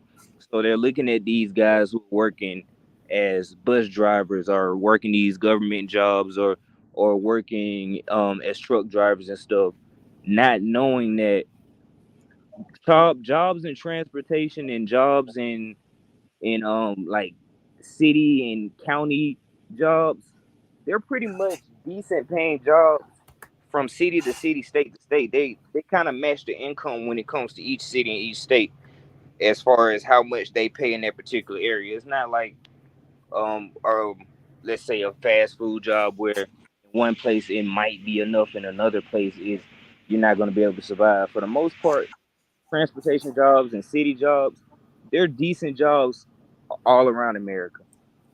So we have to stop looking at that as a negative thing for people, because like Trey said, if you know how to invest your money and you know how to use your money, plus you don't have that debt for college and everything, you making just as much money as the person who's making 90 or 100,000, at least take home. Facts, facts. Power up, JT. Can I ask you a question real quick? I'm sorry to cut everybody, jump in front of everybody. But yo, what is this thing with our community about like the righteous teacher where we always have to give all the information away for free? Like, why you can't even get a basketball program ran in the community without the kids paying $500 at least for the month? Like everything costs, you know, like if you're gonna teach kids how to invest in stuff, you probably need a classroom, or if you're gonna do it remotely, you're gonna need to pay for your internet. You're probably gonna need a platform to do it on. Why would that be not something at least to charge a little bit for, so you can cover your expenses while you're teaching and making sure that they can move forward in the class? Well, There's layers to service, though. It's layers to service. You're right, but it's layers to service. Yeah, that's what do you mean by that? What I was saying though. I was like, it's understandable to charge, but in other communities, I'm not seeing their people getting charged. They charge too, but it's layers to it. There's layers to it. JT, in other communities, they do. Yeah, absolutely You charge. didn't let me finish. It seems only in our community you want the poor righteous teachers. You never let me finish. I said they didn't charge their own people as much as they charge an outsider, and that's a fact. True. That's a true. Fact. I can You attest can't to say that. that's a fact because we don't know what they. Okay, wait. I think the point. Wait, I think where he's going. I think I'm hearing two different things. I'm hearing what he's saying, but not about education. What he's talking about is the transfer of knowledge from the older generation to the younger generation. He's not talking about education per se, like teaching you this or that. It's about the community. It's about the tribal communities transferring their game. Right. We see different. We see the Asian community. How do they get their game up? They have an Asian restaurant, right? Their kids work there. Their uncles work there. You know what I mean? So they have a different type of game that they can hand off to the younger in order for them to branch out and go to college and get their own house. They have a game. We don't have that much game. I think that's it has the thing about how do they finance those places that they teach at though? Why can't we just say it's layers to the damn thing and move on? Yeah, we'll move on. We'll move on from that. What the thing about their community is what you just said. I think Kelly Beef is supposed to be speaking. Yes, please. Well, yeah, we got. I think this is a very important point that we skip over and why we can't transfer knowledge, because we got to be able to fund it. Let me finish my point real quick, because it goes to what EBD was just saying. And another thing, because this goes to my point even more, they're passing this knowledge on to their families and friends free of charge, as far as what he was referring to. We're not doing that. Yeah, we're gonna get back to that. Let Kelly Beef speak and grant. Please. Let her go. Sure, yeah, go ahead. Good afternoon, everybody. Hey, good afternoon. I'm just like I totally understand why this generation is so focused on money. especially, the millennials and the Zoomers, right? They pretty much lived through two major recessions where they saw a whole bunch of, they saw their parents probably be all messed up from the economic collapse or whatever like that, surrounding 9/11 and whatnot. And then they lived through the 2008 thing, you know what I'm saying, where the economy collapsed and, we was losing 500,000 jobs a month and all that kind of stuff. So I totally understand where they're coming from. Are they moving about their concerns in the healthiest of ways? Absolutely not, But I can't necessarily say that I knock their fear and uncertainty and their drive to have some kind of financial security. As far as women focusing on money and whatnot, I'd say that I don't think they're focused on it any more or less than the men themselves. So it's understandable, why they're, going around broke shaming people and everything like that, because, the men pretty much operate the same way when it comes to each other. So that's just my initial thoughts on what we're talking about. I had a real trolling comment to say, but y'all have moved on from Ebony, so I'm gonna just leave it close to the vest. Maybe I might have to pull that out later if she comes back up. Well, it's actually the topic. Actually, it's about average men, and what she was talking about. But well, no, it was kind of her. Say that shit now. Say it now. I want to hear it. Say it. Well, yeah, the conversation had moved on, but I was thinking in my head, okay, they over here mad at her because she don't want to date a bus driver, but they up here on this panel talking about how they themselves didn't want to be no damn bus driver. But hey. I knew I was gonna want to on your. I said this already. Nobody expects that lady to date a bus driver. Nobody expects a woman of that caliber to date a bus driver, an upper class woman. So. I guess this is an opportunity to show how bad women conflate things and literally want to throw the kitchen sink to every complaint. That is not what people are talking about. I remember I always say, Black women especially cannot make themselves look strong and capable without making Black men look weak and inept. That is what she was doing. She Trigger, I saw your show yesterday. It was about her stank attitude more than anything. I understood your point, but y'all were talking about that specifically right now about her not wanting the bus driver, and that's where that came from. Nobody so expects that's all. Why are all bus drivers named Curtis, by the way? Because I've had 3 of them. Nobody expects Mr. Curtis. Nobody expects her to go to the Journalist Awards with Mr. Curtis escorting her. Nobody expects that. Does anybody on this panel expect that? No. Except Trey. Nobody really expects that. It's the fact that she cannot stop. She's actually pretending to speak for all Black women by saying Black men have not achieved enough, and she could not glance over that point without disparaging all average men in general. You know for a fact you're not supposed to say that shit that way, especially if you had a Black mom. Trigger Mike, this is what they're doing. They will go out there, right? I totally prefaced it with a troll comment, but okay. Yeah, let's not get off on a tangent and change the subject.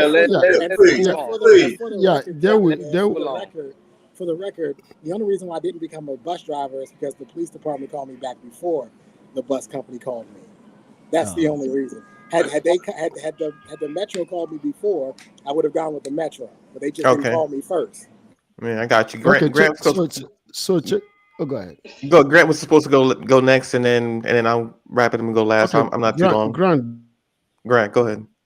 Yeah, thank you. I do think, obviously, I think we live in a day and age in which we're definitely pushing more and more people to go to university, and I think it's a good thing. And yes, are there some skewed views coming out of the university, both by men and women? Are there some divisions within, I would consider, the more educated class and less educated class? I'm not making any sort of assumptions about who's good or bad. But typically, if you go to university, you're more likely to hang around others who go to universities. You're going to be clustered in urban areas. And so you're going to have a particular political view, a socioeconomic view. And so I think the vast majority of Black men are running into women who are in those circles. But if you get out of those city centers, I think you would find a much different sort of articulation of what women are looking for. Because it is an echo chamber. It's an echo chamber both for the women and as well for the men. And so I think there is a chance for us to discuss it further. Yes. But I also want to say, I don't see very many, sort of Black shows geared towards Black men encouraging them to become bus drivers, because I think all of us reflexively automatically don't consider that as a sort of job that we would want our children to be in. So we can't then come along and then say, well, then they don't like average. Well, but we're not necessarily pushing our kids to average. And so we have this sort of fissure, correct? We have this sort of these two things coming to head. On the one hand, we would probably not encourage our kids to do these things, yet our frustration when this sort of individual says, well, she doesn't want to marry or date someone who fits within that archetype. I think we need to be careful of that. Maybe the question is, maybe we need less bus drivers. Maybe we want all Black people to be in STEM programs, and maybe that should be the course that we're taking. And I think we should probably coalesce around that idea more so than sort of fighting on these ideas. And I think Trey brought up something which is great around investing early on, and I think it was maybe it was Black Beauty or the other young lady who was on. One of the things I think we failed to realize about what causes African Americans to make what I would say relatively poor choices early on in life are the fact that we have such a low level of opportunity because we are restricted by the lack of access to money. So you come out of college, correct? Number one, you start off not having money to go to college, so you have to get loans. And then you go out into the workforce, you have the lack of the ability to find the kind of jobs that are going to give you the kind of income that are going to help you pay back those loans. And then you have a child, and then you repeat those patterns over and over again. And through that whole process, we're not teaching anyone, I would say I'm saying generally speaking, I know that some are. I'm very sure that Nigerians are, correct? But we're not teaching kids how to save early. So when they become adults, they have all of the bad habits that their parents have, and so they just keep repeating it. So I'm actually would just say I would disagree with Trigger Mike on this one point. Waiting for everyone to get married to teach these skills is actually making it worse, because you actually exacerbate the problem, because you're actually exponentially growing the group of people who don't know the things that they need, and hoping that eventually the people who don't have the skills that we think that they need are going to somehow get them. And yet now you have 3 or 4 generations of people who are just as ignorant about how to go out into the workplace and actually get jobs that can either pay for their college and or save them enough money that they're not dependent on jobs that are insufficient to actually pay for their college. So Mike is still right, by the way, because you're talking about a do loop. You're talking about, well, I'll shut up real quick, Mike. Yeah, what you're saying is he's talking about families. The reason why what you just said, Grant, is the generational curse that we're living under. You can't expect somebody desperate from generation baby boomer have a kid out of wedlock, and then the ex has a kid out of wedlock, and the other person for them to pass down any knowledge other than what they're passing down. Nothing. Desperation, right? It's the family and intact families that pass down knowledge because they have the time to do it. They have the wherewithal because they're not under constant pressure to do it. And that's the big plight of the Black community, because we keep passing down decadence because we don't have no families. You know, and then millennials to Gen Z, God help them. God help them. They don't even have the safety net no more. But are you saying the panacea, the thing you're saying is let's say let's do a thought exercise. This is a general concept, correct? What you're saying is you have two individuals. Let's call person A, which is a young man who grows out of a family who doesn't have a father, which is typically what we say. And the same thing, a young girl who comes out of a family who doesn't have the father. Again, we all agree that that is the generational curse, correct? I'm not sort of making up these characters. So these are the archetypes we're working with. And then you're saying the thing that's going to solve their generational curse is that by the time they get to 20, because they're already born in this chaos, correct? Yeah. That they get married at 21, that the light bulb comes on, and they have all these skills that will just come along with being married. I didn't say that. Unqualified. No. I didn't say that. I didn't say that at all. No, but what we're honestly saying, because Mr. Rich definitely hit on what I was saying, is that you cannot, everything that you were talking about doesn't get passed down without the concept of family and or community, right? So we're saying create ways to do it, but what I'm saying is that nothing that we create will take without family passing that down. Nothing takes. You see what I'm saying? Right now we have a lack of families and people pretending to be high achieving. It's weird how many women that make money still have degenerate sons because of that lack of community that we're talking about, right? So it's like it's a lack of focus, a lack of we don't have in totality what we need to have to maintain that level of functioning. So even though we're saying that we should be teaching these things, there is no lack of help for the Black community. That's why I don't like these discussions generally, because when people say the help for the Black community, every form of help, assistance, entitlement exists for the Black community, and we still can't get out of this rut that we're in because of lack of community and family. Mike, can I just say one right. Let me just say one anecdotal thing, please. Just one. I'll be real quick. I keep the family tree for my family from the greatest generation to now. There's 7 generations of us. So from the greatest generation, my grandmother, grandfather, to the silent generation, to the baby boomers, which I'm on the tail end of that, to X. I've seen a decline in marriage in our family, and I've seen all the kids out of wedlock in our family starting to happen with the millennials and Gen Z, Gen X. The difference is that we have marriages that buffered those illegitimate children. That nobody went unfed, nobody went uneducated, nobody went unhomed because they had mothers and families to take care of the excess.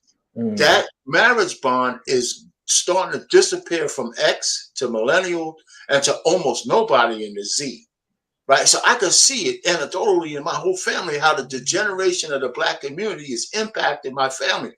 If the millennials and the Gen Xers start having kids, they're not going to have their mother and intact families because these people are dying off to buffer zone them like the other ones have. So I see it happening.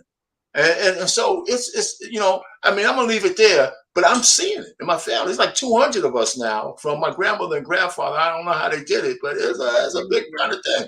But that's a whole nother story. But anyway, I'll leave it there. But I see it happening in real life. Yeah, I think. Hang on. Let me just give an answer, an opening statement, an opening thought, just really quick. So when we're talking about the subject at hand about average men or about average people in general, like she's talking about. First of all, she's talking about my dad. My dad's a bus driver. He's been a bus driver in San Antonio for over 20 years, and then he went to Houston and he lived there, and he still drove for the bus for another 15 years. So shout out to him, right? But he's been married. He's been married to the same woman 30 years. So she does nursing. My stepmother does nursing. So there's never been a lack of respect for my father as a bus driver because what he does is he works for people all day, right? He gets your kids where they need to be, and then he gets you where he needs to be as a man, just as a job. Like to actually have him sick or have him ill or not well has a tangible impact on society. A woman who sits in front of a camera and tells you what's going on, if she is sick, someone else will cover for her that day, right? Bus drivers, you got to earn your license. You got to make sure you have a backup or whatever have you.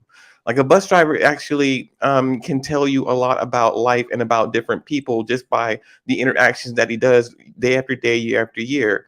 I don't know about a television reporter. I think they live in a maybe their own little universe or their own back office. But there's a lot of dishonesty behind that, right? There's a lot of water cooler talk. There's a lot of two-faced. But when you're a bus driver, you have to interact with real people every day. Real people do tell you and open up to you and tell you about their problems. If they've seen you for years, if you've gone to the same job for 10, 20 years, that bus driver, you have a relationship with that person. Like, you know what I mean? Like I have my dad tells me stories all the time when I go and see him. Like, yeah, this woman bakes me this, makes me that. It goes down to the children too, because he actually cares about the people that he's, operating with.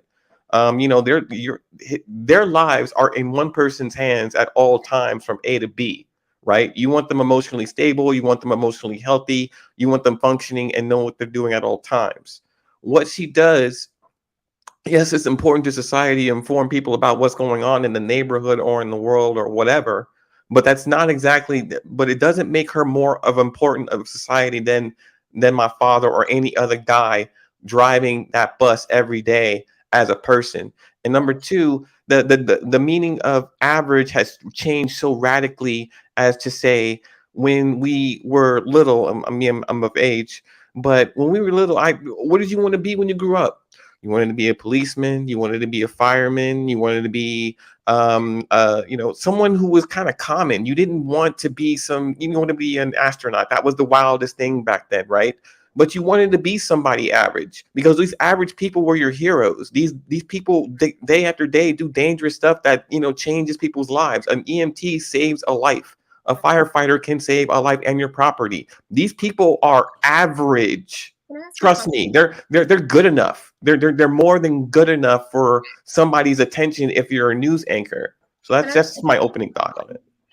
Can I actually ask you a direct question, Black Dragon, in general about your dad's experience? Because I respect it. Trust me, I respect the bus driver, but at the same time, I want to ask you a question because we got to be honest, right? Go ahead. I have a friend who's I respect him. He's a great contractor, but I don't think I would trade life, or I don't think my husband in Nigeria would even trade life with him for the level of stress he goes through. What kind of stress did your dad have to endure every day by him being the ears for someone else in the community that was struggling? Not to say that it's not noble, but I'm trying to get an understanding. Do you know where I'm going with this? Yeah, no. I got you because I'll tell you one thing. It has to be. Your answer. I just want to say one thing. Oh, go ahead. I'm going to connect that to what Grant said earlier about, because that was my main point. What Grant said earlier about suburban lifestyle coming up out of these urban centers. I know we do a lot of noble work up in these urban centers, but look how it stressed us. So I'm trying to understand how stressed out your pops was on a daily basis by him being the rock in the community. Okay, so he has a lot of stories to tell, right? Like what he is. He's a Jamaican man born in Jamaica, so he's had a harder life than most. So he's able to be that rock for everyone that comes on and off his bus. They tell him about when he drove for the school district. They told him about the grades. He's like, "Hey, I'm proud of you, this and that," or "Hey, what's this about?" They'll tell the kids will tell him the report cards and the grade before they tell their parents. Because the parents may not understand and don't listen to them. My dad does. So he's invested in people that because again, this is years. It's not like he's a substitute driver. No, you get to know him. You get to know him. He tells you about himself. Then kids open up to him, and then he stops bullying people. He's that dude that don't tolerate stuff on his bus. He's like, nah, you come on this bus, you come correct, or you walking home.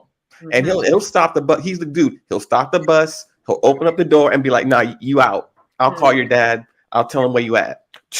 And then and the reason that he would always either quit or I'm gonna retire, and then they'd hire him back because he's that type of he's just part of the community that can discipline people on his bus. That's what he does. That's who he is. So I would say his contribution, not only to his community, but society as in general, in the future with children, he's doing more than any news reporter can ever do that. I understand that part, but like you see, I'm a person that when I walk this community, people know me by first name, literally every single block. And I was a real estate agent in this community. They also know like the travel, everything. And what I'm trying to help you understand is like there are so many ways that men of color in the community. They don't necessarily live in that community, like Grant was saying earlier. It's you can live out in, you could live out in Laurelton and still be a bus driver out in Brooklyn and affect the community if you want. You can also be a real estate agent in Laurelton and affect the community as well. You can also be a mortgage broker and affect the community as well. And so what I think what's going on here is like I kind of agree to a degree with what she's saying when she says bigotry of low expectations, because my thing is like, my son, that's not an aspirational career to become a bus driver. Why not?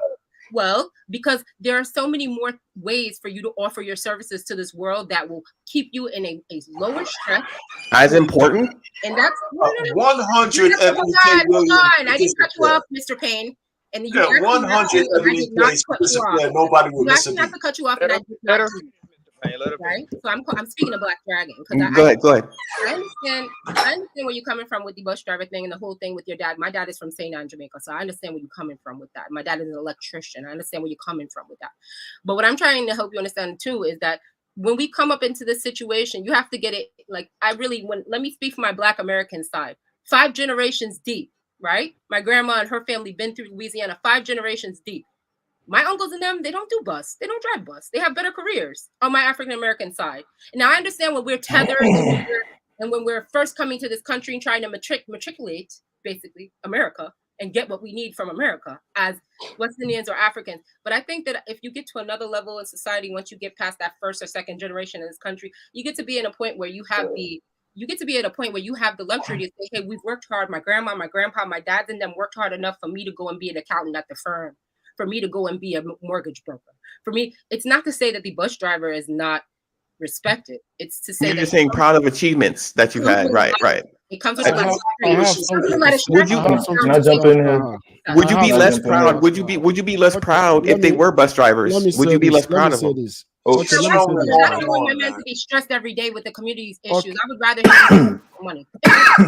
Okay. Let me say this, guys. Yeah, let me get in after you, sir. This is what I want to say. Okay. I would debate because there is a big problem that most of us are people. You see what I'm saying? I think somebody's speaking in the background. Somebody's speaking in the background. I'm talking real quick. I'm going to her point. I would debate that somebody in a higher paying field like a lawyer or a doctor is more stressed out than a bus driver. They are, but it's not other people's stress, JT. It's the stress of them trying to. It doesn't make any sense. It is other people's stress that they're taking on cases. That literally makes no sense. The bus driver's like the bartender. We just don't have problems out here. We can't even say his wife and children. I think no. I got you. Okay. Can you guys let us talk? Hang on. Can you guys let us talk? Hang on, one at a time. What were you saying? I was saying a lot of look, that's his dad's choice. He said that's the type of person his father is. I'm pretty sure a lot of bus drivers don't say shit to anybody on the bus. They drive the bus and they go home. And those people get treated accordingly. The passengers don't say anything to them. They don't say anything to the passengers. I think he was just saying that as a way to show that's how his dad is as a person. So I think correct me if I'm wrong, EBD, regardless of what. Okay, let me say something real quick because I think I have something to say real quick. Right. This is the problem in our community, and this I have to blame parents. I think somebody's doing something in the background. There is a noise coming out. Okay, this is what I got to say real quick. I have to blame the parents mostly. When we were growing up as kids, our parents would be like, I want you to be a lawyer, I want you to be a doctor, I want you to be an engineer, and I want you to be this. I'm a businessman. I'm also an engineer. But I got to say one thing. Most of us are out of our goddamn mind. And this is why. This country, United States, I'm going to use a tale of two countries. I actually did on my podcast today. There is a country called Nigeria, and there is a country called United States. The difference between these two countries is that one invested in blue collar and one didn't. And one is paying that price today, and one is reaping that price. United States invested trillions of dollars every year in blue collar job, which a lot of us, especially black people, don't know any goddamn thing about it. White people and Mexicans run to the blue collar job while balancing themselves on the white collar job. But we are running only to the white collar job, not knowing that there are trillions of dollars left on the blue collar job. Guess what? I don't think that most of us that say things about white collar, be a doctor, be a lawyer, own a small business, do this, understand that you see that engineering company that you're looking at, 80% of its workforce are not white collar, it's blue collar. Because they need that blue collar to fabricate those materials that they need. They need those blue collars to do assembly.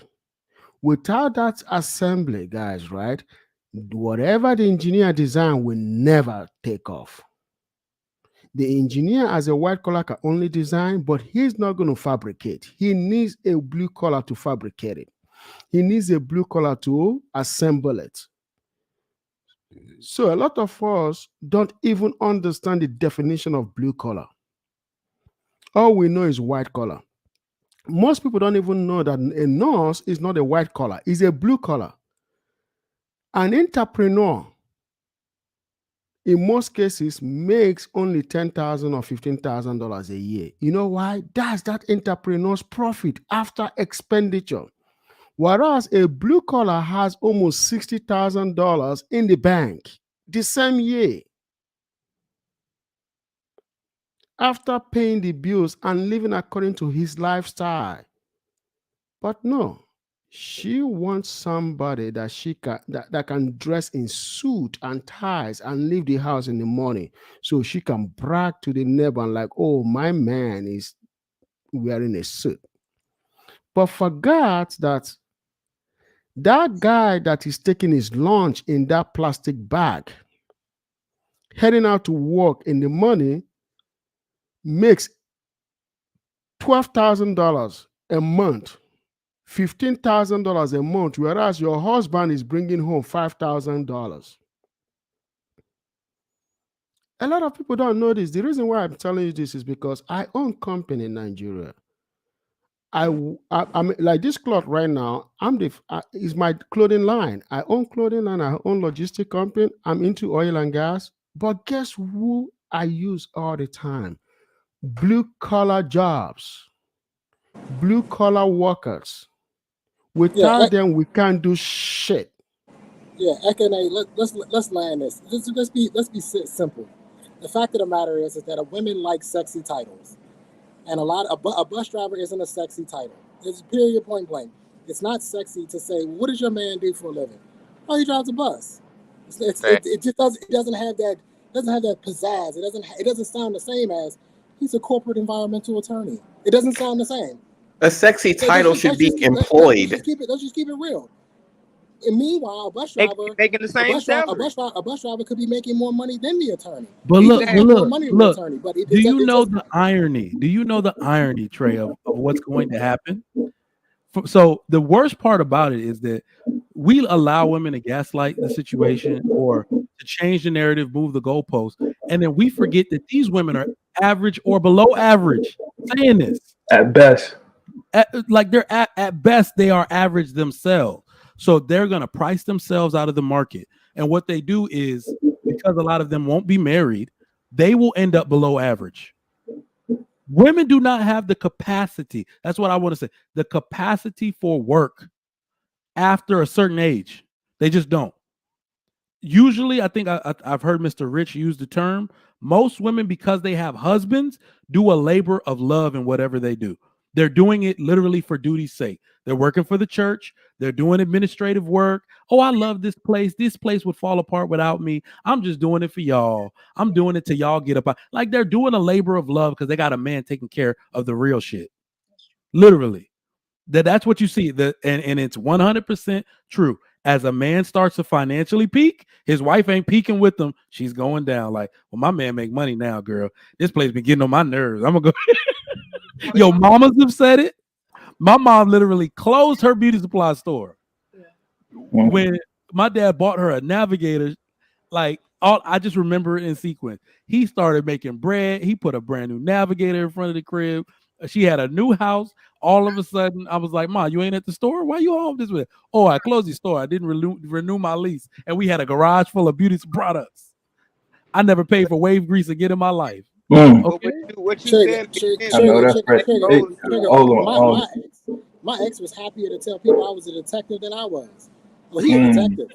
Oh, he a detective. She's telling everybody she could. He a detective because it was a higher status than just being a normal street patrol guy. Yeah. Like this is the world we live in. I don't have an issue with it. I don't have an issue with it as long as the women would just be honest about it. Just be honest and say, listen, we like status, we like titles, we want men who are on a certain level. I'm fine, but don't try to take a poop on bus drivers when we know, when we break down the numbers and actually do the math, that bus drivers make pretty good living. But this is the crazy part. Better than average. This is what we need women to understand, and then we're going to add to the conversation. This is what we need women to understand. It is not where they ended up. My father delivered pizza when he got to this country.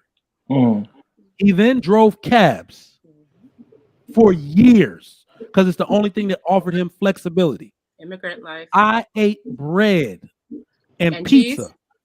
Wait, you remember the Hawaiian pizza? What was it? Ham and pineapple? Yeah. I was so tired of eating pizza that I took the ham off the pizza to put it on bread to eat a ham sandwich, and I ate the pineapple for fruit. That is how most people start off in this country, struggling like that to make it to that level where he could put his wife in the crib and she ain't got to do nothing. That's the part y'all don't see, and y'all want to call it struggle. Y'all don't even start off there. Y'all start off better than there, but act like you don't want to go through average. We were below average. I agree with you, but that's exactly why they don't want to start there. But that's exactly why they don't want to start there, because they're entitled to more being born here, and that's the fact. The fact is they don't have to aspire for the bus driver. Well, what I'm saying is that's exactly what I'm saying, because I don't like the word entitled. They ain't entitled to shit. They're entitled to the opportunity to compete, and they can compete easier. Wait, hold on. They're not entitled to it, but they already have a better start than literally 99% of the world. Facts. I agree. As average. Exactly why they should aspire for more, which is why if you're born in this country, you can fall down on bus driver, you can fall down on mailman and bus driver, but that's not really. So you know what? I won't even fight you on that, because you're right. The aspiration should always be more, because the below average person's aspiration was more and they achieved it. But what I'm saying is they are going the wrong route on how to exactly achieve more. As a woman, you don't achieve more with the wrong mindset. Literally, every woman that got that way got with an average guy. And as he financially peaked, they did smart things together. Literally, everybody I know that has hundreds of thousands of dollars, that drives a Benz or whatever, got married young when they didn't have shit. Now their house is big as I don't know what. Their kids are well off and are the lawyers and the doctors, but they started from humble circumstances. But you know what I like? That's how you do it. But you know what I like in Nigeria more than I like here? This is what I like more. Even if you're average and you're expecting someone to team up with you, right? When you're in Africa, you see how men team up with men. They don't team up necessarily. Your wife can work. She can bring in some income. But when it comes for him to achieve his goals and say, hey, I want to open up that small microfinance bank, he goes and calls his boys from Unilag, and they put the microfinance bank together instead of him looking for me to help him put the microfinance bank together with him. Can they do that in this country, please? Well, so remember, I said honestly, every single speak honestly. I said you can't have hold on. You cannot have hold on. What you're talking about is entrepreneurship, which most people, white, black, Asian, they will never be entrepreneurs. We are a country. So what you're talking about is entrepreneurship, which is also a small percentage of people. But what I'm honestly saying is even that this conversation cannot be had first, because what you're looking at is a byproduct of a community.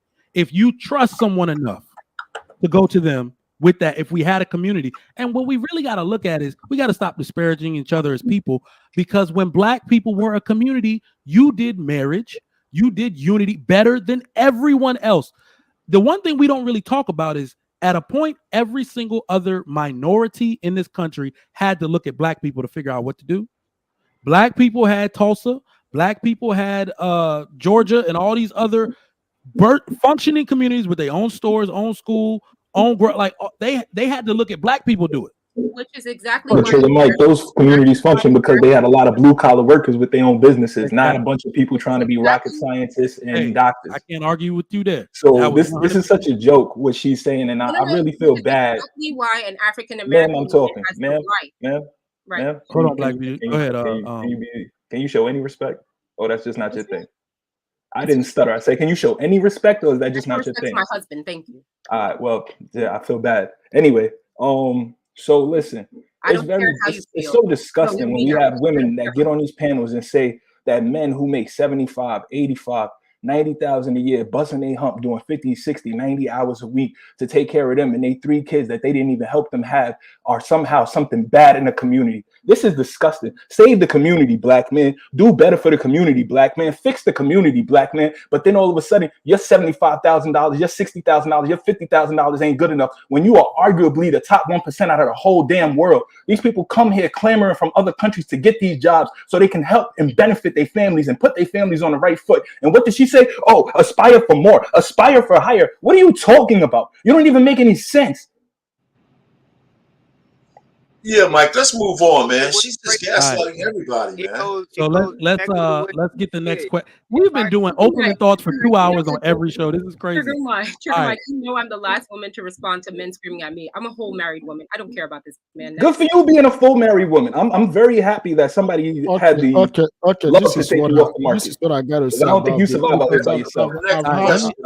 Let me say this real quick. Trigger Mike, I'm so sorry. Trigger Mike, I'm so sorry. I want to address something real quick, okay? If you are a married woman and you come in public and a man is talking and then you disrespect or stop or you don't let the man talk and you said I can only do that for my husband, you embarrassing those men are not going to agree to that, because I got to tell you, I've had grandmother, I've had a mother. My mother, I've never seen her cut off any man in public, because she has to show the same respect that she showed my dad to every man out there. That's why a man is always higher than a woman. Every woman has to show every man respect, irregardless of the man's position in public or in private. A man is a man, period. Just like a man should not physically abuse a woman should not verbally abuse a man. Sounds reasonable to me. Sounds more. Wait. It sounds like a rule. It sounds like a rule that we should all probably abide by and aspire to. I think actually, you know, what he just said is something that should be said or at least repeated every morning people wake up, so that you know how to operate. Do y'all not understand? Do y'all remember? I just said it last week. I am going to tell my daughter, talk to her first about respect for men and not putting her hands on men before I talk to my son. That is more. Do you not? I'm telling y'all, more men are in jail for DV simply because their reaction to a woman, defending themselves for a woman, than we realize. Because what I'm looking at it, if I don't teach her that is literally women that pop off aren't safe. You aren't safe out here. Every man wasn't raised like me. Every man is not going to have restraint. Some dudes will off your freaking head. Turn the news on right now. Bet you don't make it 5 minutes without seeing a dude then off some woman.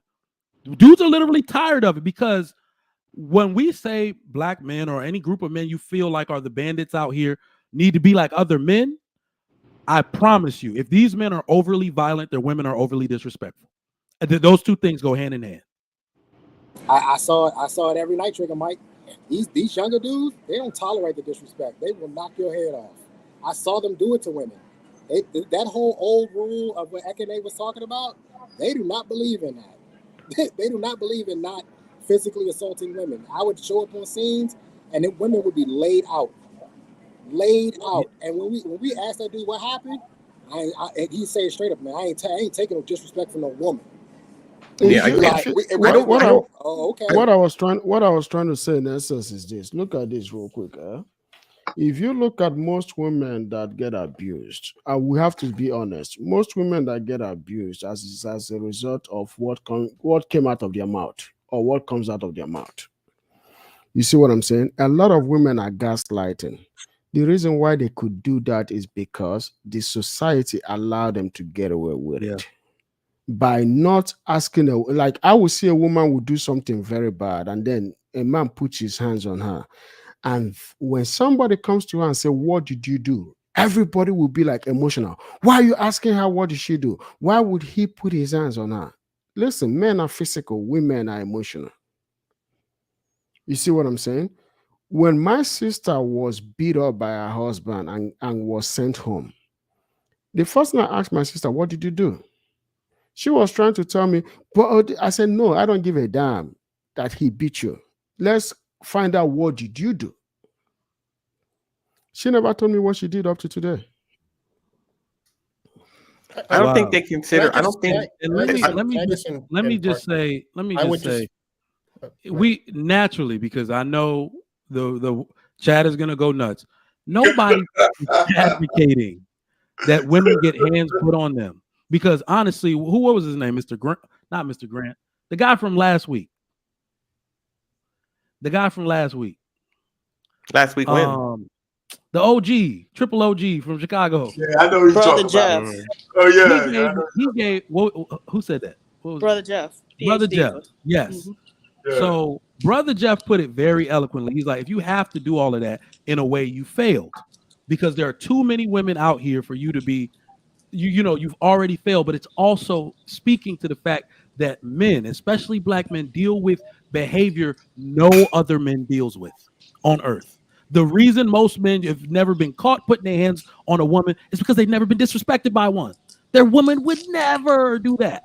So we have to have both conversations at the same time. I've tried that. I've been a counselor, a day treatment counselor in the school. I've watched girls swing on dudes, and literally as I'm putting my hand, I'm looking at the girl like, "Are you crazy?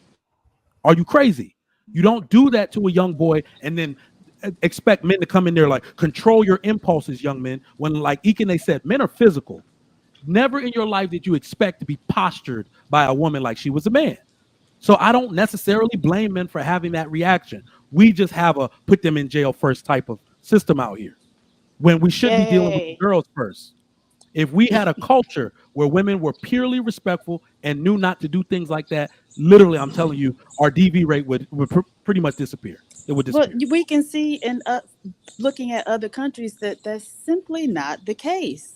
And if we look at the rankings of countries and violence towards women, a lot of times it's those countries where the women are, we associate the women with being very submissive and soft spoken.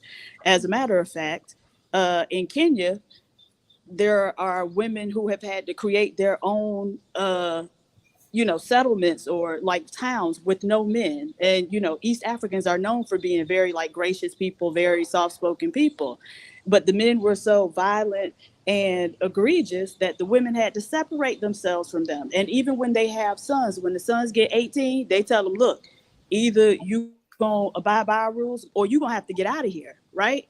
And so there was just that much violence against the women.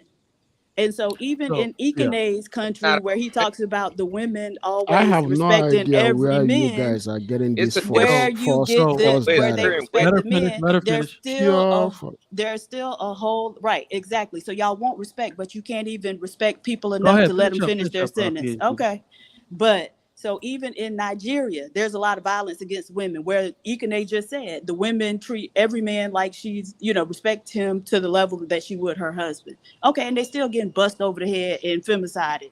So I think we got to be very honest about, who men are and specifically who black men are. So yeah, let me be honest. Let me just say this and I'm gonna drop down. Let's be honest. This is the byproduct of what I said. We cannot use the world as our community. All right, you can't. That's the entire world, and sometimes that correction is a part of culture. It's a bad culture. It is not a picture of the way all men behave, because what we do is amplify what's minimal or what happens in small part, and then don't talk about the men that don't do things like that at all. Look at your individual community. Do you see women get bust upside the head every day? No. Typically, no, but that's You don't because we see it. got And that the is gracious definitely not white an men American here thing, because who think about set it up this a way. Oh my system by God. which Yeah, they gracious white protect. man. Are Hold you on, hold on. serious? Hang on. Think about it this way. Let's do If it. the men in America, let her especially, get all the things out of her mouth no, because hold on. she's saying a whole Think about lot. it this way. If men were truly, in North Korea, they took the words depression and oppression out of the dictionary. Did you know that? No, I did not. So in this country where women go to work, men support it, men legislated it, and all of that, we are the least oppressive and abusive men in the world, and you live here. I understand that you may have an opinion that it's unfair for other women in other cultures, sure, but you live here. So we can't allow you to have that when men have literally made a way for you. We've actually made too much of a way for you to be disrespectful to us with no consequence. So you can't talk about that here.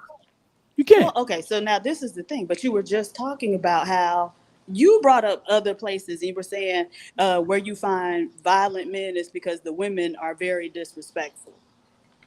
And so What you do were you mean saying other places? no. You I said have no idea no where she's other bringing men this on the from. planet have to deal with that outside of black men. That's what you said. So now I'm telling you where okay, the men may not have to deal with it, but they still behave violently.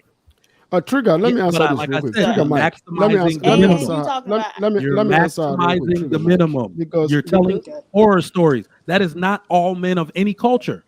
No, Literally, I okay. didn't say it was all. Yeah, that's what I'm saying. That's not all men of any culture. Have they told no, the she's stories about backtracking. the men that were protecting American soldiers from the Taliban? They don't never tell those stories because we just say everybody over there is the Taliban. No, these No, men no, were no. hiding American soldiers from the Right, Taliban and they because could they're have still family went home men. and bust their wife over the head. Okay, Oh PhD God. vibe. Okay, PhD hang vibe. on. You know Okay, what? hang on. PhD Give vibe. me. Let me. All Let right. me. You can let me just address what she said. Hang on, just a minute. I'll keep it short because I know what you gotta say is probably more important than what I gotta say. But what I'm trying to say is, even with your example of women around the world who are submissive and non-disrespectful to the men, even with the small marginal percentage that you bring up, which is, oh well, they're still getting busted over the head. They're not getting busted over the head for like some reason because they woke up this morning or some eggs. There's usually a reason behind that. Number one, and number two, the man who does bust his woman over his head is not acting like a man. He's acting like a child. All right, because men control their emotions, and a submissive woman can hardly push a man to a limit, to a violent limit. That's usually the influence of another man, not a real submissive woman. A submissive woman doesn't bring out violence in the man. That's not how it works. Hi, And so my point is, it doesn't have to be brought out. Right, Some of y'all just violent. this is one thing that I've seen about women that are highly educated. I'm also a very educated human being, but this is the problem between the education between a man and a woman. This is the problem. Nobody in Kenya, no community in Kenya has its own community where women rule over a community and say no man can get in. That's a pure lie that you guys have been sold here. No, let me finish. Okay. So I this just is the actually problem posted in the Kenya. village in the chat. By the way, there is a village. This is the problem in Kenya about a village that was segregated. This is the problem in Kenya about a village that was segregated. It wasn't because of physical abuse. It was because of alcohol. The men consume a lot of alcohol, and the women don't. The women are just like, you remember when prohibition started in the US in the 1930s. It's the same thing that they're doing in Kenya, because of, if you go to Kenya, the men are very, very alcoholic. And then, okay, let me come back to the African stuff. Okay. Yeah, move to South Africa where femicide is a huge Okay, let problem. me please don't direct me. I will direct myself. Okay, but you gonna skate all around that though. So we trying to, minimize and deflect. That's the problem. When you can let a man talk, and you said a man is physical. You see, she can't even control herself. You were talking over me, sir. So I'm following your lead. When I wasn't talking over you. then I'm gonna take your lead and I'm gonna control allowed myself. me to talk. BBD gave me the right to talk. So I'm talking. So this is what I'm saying. This is what I'm saying. No matter if it's Fight Club, because this is not an. I don't do entertainment. I do serious thing because I know children are going to be watching. So let me put it this way. When it comes to understanding about family life, I never experienced women being beaten and being killed until I came to United States. This is where I came and I saw men beat and kill their wives. Never have I experienced that in Nigeria. So when you say that Africa is violent, you must not be telling the truth from any regard at all. Okay, so South I do. Africa. Let me finish because you said Africa. You didn't say South Africa. I'm not. South I'm not. Africa is in Africa. Africa is Africa is North Okay. African vast, countries. Really? Okay, you said Africa. You never said South. Now you're trying to narrow Actually, it I because said when Kenya. somebody held, no, you said Africa before you said Kenya. You even said Nigeria before you said Kenya. Yeah, I Because mentioned Nigeria and Kenya specifically. right now, you're trying to narrow it. You in fact, you're moving away from South Africa to Kenya now. So you're trying to dodge the bullet. No, So I'm what not I'm trying to dodge it. what You I'm can go trying to to tell Kenya you is and see this. women What who's I'm getting trying to bust over tell the you is head. this. You can go to South Africa No, and see but plenty of women who've been bust every over the country, head. Middle East, Africa, America, Africa, every country have certain men that bust their women on the head. It's not unique to any country at all. Right. Because if you want to show me, I will tell you that there was a day in 2003. I almost got into a fight with a guy on the street of Dallas because he was beating up his girlfriend, and he's not even a Nigerian guy. He's an African American guy. That's the first time I saw a man beating up his girlfriend. So what I'm trying to say is not unique to any country. Right. What we And have that was to do my is this. point. Let me finish, please. What we have to do is this. When I raise my daughter, I have to teach my daughter to be respectful to a man. When a man is talking, don't overtalk your man. Don't gaslight your man. Don't cause trouble. Don't cause issues. Because I have to teach her that. I understand that a lot of women in this country were not raised in a family of a man being the head. So they do not even know how to respect a man at all. So, a lot of women don't have that privilege. Okay, I understand. Even in Nigeria, the women that don't have that privilege act the same way. The women that don't have that privilege act the same way. So what I have to do is, EBD, please save us, man. Let's go, man. Let's move on. I'm sorry. Let's get to let's wait. Let's get to the question. Let's get to the let's get to the question. Let's get to the question. Let's get to the question. I know. Don't worry about it though. Let's get to the question. Do average men deserve submission? That's what Trevor likes to ask. Let's go around the horn, man. We'll go around. We'll go. His ghetto point of view. You first, and then we'll go around. No. Let's get Paulo in there. He hasn't spoken. Oh, but you're right. Go ahead in there first. How do we define average for men? I look. My personal thing is I don't believe in average for men. I believe it's part of the journey of what a man is, but average in general is not an endpoint for me. My answer is no. An average man does not deserve submission from a woman. Yes. Is there any wait? Is there any particular reason why you're behind that belief?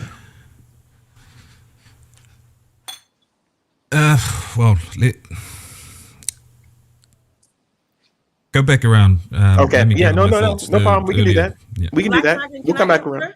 Yeah. Go ahead. Hi. I'm back, everyone.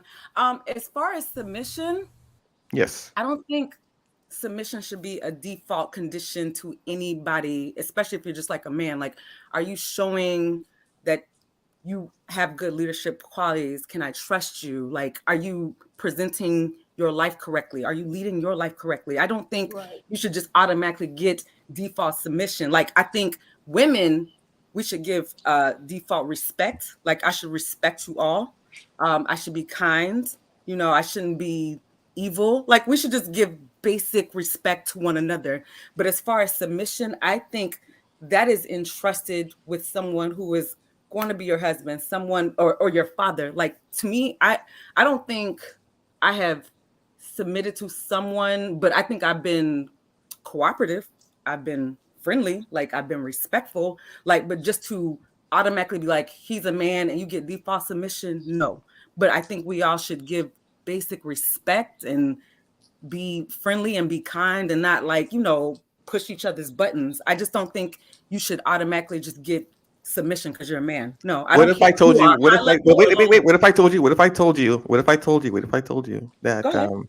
that being kind, cooperative, and respectful is actually submission? So is this a semantic Okay, so thing? everybody's No. That's exactly what I mean. It's not. What did you think submission Well, would no, I be, mean, other I than you look at being the actual kind, other than you being respectful, and other than you being cooperative and not argumentative? Well, That's it. Can we go around the horn? We're We'll going. get to the Yeah, explanations. we're going. So Okay. then I mean, men we submit can to go. women too. Go ahead, Mr. Reese. Go ahead, Mr. Reese. What would your answer be? Trey is next. Let's or ghetto. I mean, ghetto plan. I mean, we can go around that way too. We can go around that way too. Go ahead, right next to me, sir. Go ahead. His ghetto point of view. Go ahead. Do average men deserve submission? Well, I think that then if the average men are not going to get submission, then average men don't have to protect women. Average men can completely ignore when they see women in distress. Average men don't have to pick up the slack for the several men that these women decide to have children with, and they can just leave them to take care of those children by themselves. Average men don't have to stay after school being the math teacher and trying to give your child who's still on 4th grade math more attention after school when he's not getting an extra dime for it. Average men don't have to sit there and run routes with your child at 6 a.m. in the morning because you don't know how to play football, and he's getting up with your child because he sees something in your child that you don't even see, and he's out there trying to make sure your child can do the things that he needs to do to get all of y'all about the projects. So of course, if average men don't deserve respect, then average men need to completely cut off everything they do for the community. Like, we need to just stop. His ghetto point of view, but like you're talking about respect and submission. Those are two totally different things. No, it's not. No, respect and submission is not the same thing. Those men aren't average. That's the point I'm trying to get at. They would have Men to. work overtime in order for a community. No, I'm not saying he average, should do all right? those things either. Like, no, it's not. Okay, go ahead, Trey. Go ahead, Trey. Get your thoughts. Yeah, on I mean, his ghetto point of view hit the nail on the head. At the end of the day, I'm an average man. If I'm in the gym and the weights fall on your chest, you want this average man to come over there and come help you. So at the end of the day, yes, average men deserve submission, but it has more to do with the type of man that he is rather than the amount of money he makes or the status and the title that he carries. His morals, his value, his character, that's what makes him deserving of your submission. He's a good man. He's doing what he's supposed to do as a man. That's what makes him deserving of it. Not how much money he makes, or is that he's a neurosurgeon. At this point, I agree with ghetto point of view. I don't even understand. I'm 38. I don't understand why younger men even put up with this nonsense. As far as I'm concerned, and I've said this before, y'all gotta start leaving some of these women behind because they don't make any sense. They're not logical, and they think that they have the answers. They don't have any answers. Most women haven't had to put in any work, which is why y'all want to keep throwing it in our face so much. That's why you guys love to tell us about your career and your money and your job, because most of y'all didn't have to do it. So when you do get an opportunity to actually have something, you got to tell everybody about it. A lot of women, they even come on these panels, they're arrogant. You're arrogant. So yes, do men deserve submission? Yes, based on the morals and the character and the values of the man, absolutely they do. But you said based on the characters and the morals of the man. But that's hold on now. You got to go. Go ahead, Mr. Payne. Go ahead, Mr. Payne. I mean, the question is clear. It says, do the average man deserve submission? Maybe I don't like the word deserve, but is he accomplished enough to have submission? Of course. I think his ghetto point of view is absolutely spot on. And there's a certain amount of cognitive dissonance with women, and it seems like almost black women in particular. This same guy could be busting you down in the room, all kinds of ways. You're taking all kinds of stuff from him, but the line is drawn when he asks you to make a sandwich. I mean, it's just crazy, So all I'm just trying to say is we're not talking about some Joe Blow who's selling drugs on the street. If we call a bus driver the average man, who's a euphemism for all average men, why wouldn't he expect some kind of submission from his wife? And here's where this space is wrong.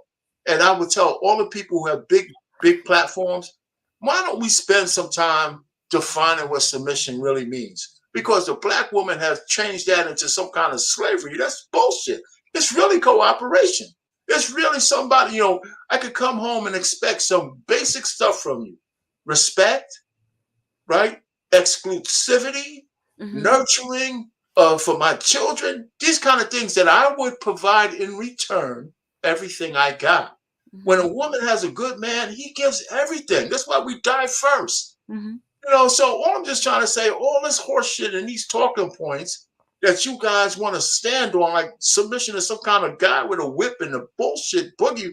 Black men don't deserve that because we already proved that when we're married, we don't leave. We stay, do all kinds of shit, raise your kids and your baby daddy's nasty ass kids that he left you with. And then we hear you saying we don't deserve anything from you if we don't make $100,000. That's just bullshit, man. Mr. Payne, I think you're Oh like. my God. Well, go ahead. I'm sorry. I didn't mean to cut into you. Did you need to? No, I'm done. But you know, okay. You're next. You're almost next. Grant is next, but then you can go. I'm sorry. If I was talking out of turn, I'll go to the next person. Or whoever's next. EBD, you're running this thing. Yeah, Grant is next. Okay, Grant, we'll go from Grant and then to AAB. We'll go that way. Go ahead. No, I'm of the opinion that no one deserves submission or respect. I don't think they're synonymous either. Right. I think I can have a great deal of respect for someone, but I don't. I most certainly don't submit to anyone. Correct. I mean, so if we can't define respect as submission for men, I don't know if we can just sort of thread the needle and say that women have to equate those two. Mm-hmm. And I would just go on and think through the idea that yes, is it unfortunate that some women have a negative view of average men? Yeah, it's unfortunate. Do some men have very sort of deranged notions of women? Yes. And so if we talked about men and we talked about earlier, who unfortunately like maybe beat their wives, we all agree that those men are horrible human beings. And I think for women who may not respect men, again, that they have their own problems. But I don't know if all women feel that way. And I think we should be mindful not to sort of throw out every woman. And I would say it's even more worrisome if we believe that because a woman doesn't like you, that you don't want to take care of your child or you want to reject the child. It merely exacerbates the problem. We can't take this idea that because we have this fissure between men and women, that the children should suffer because of it. Because in essence, we're in dereliction of our duties. We're in dereliction of the responsibilities that we say that we want, correct? If as a collective men who say that they want to help the next generation, rejecting the future children because we have this inability to get along with women or the women that we've had our children with, I think the children are the ones who are suffering in this equation. And so I think we just need to be mindful of the fact that if you can't get submission, if that's what you want or that's your preference, in the absence of that, you still have to do all the other things that you need to do in order to make life smooth. And as it relates to just being a kind person, I would prefer to live in a society that doesn't engage in rejection of women. If a woman is being harmed, I can't make the assumption that she doesn't like men. I have to make the assumption that she's a human being that doesn't deserve to be hit or be underneath the weight of something in the gym.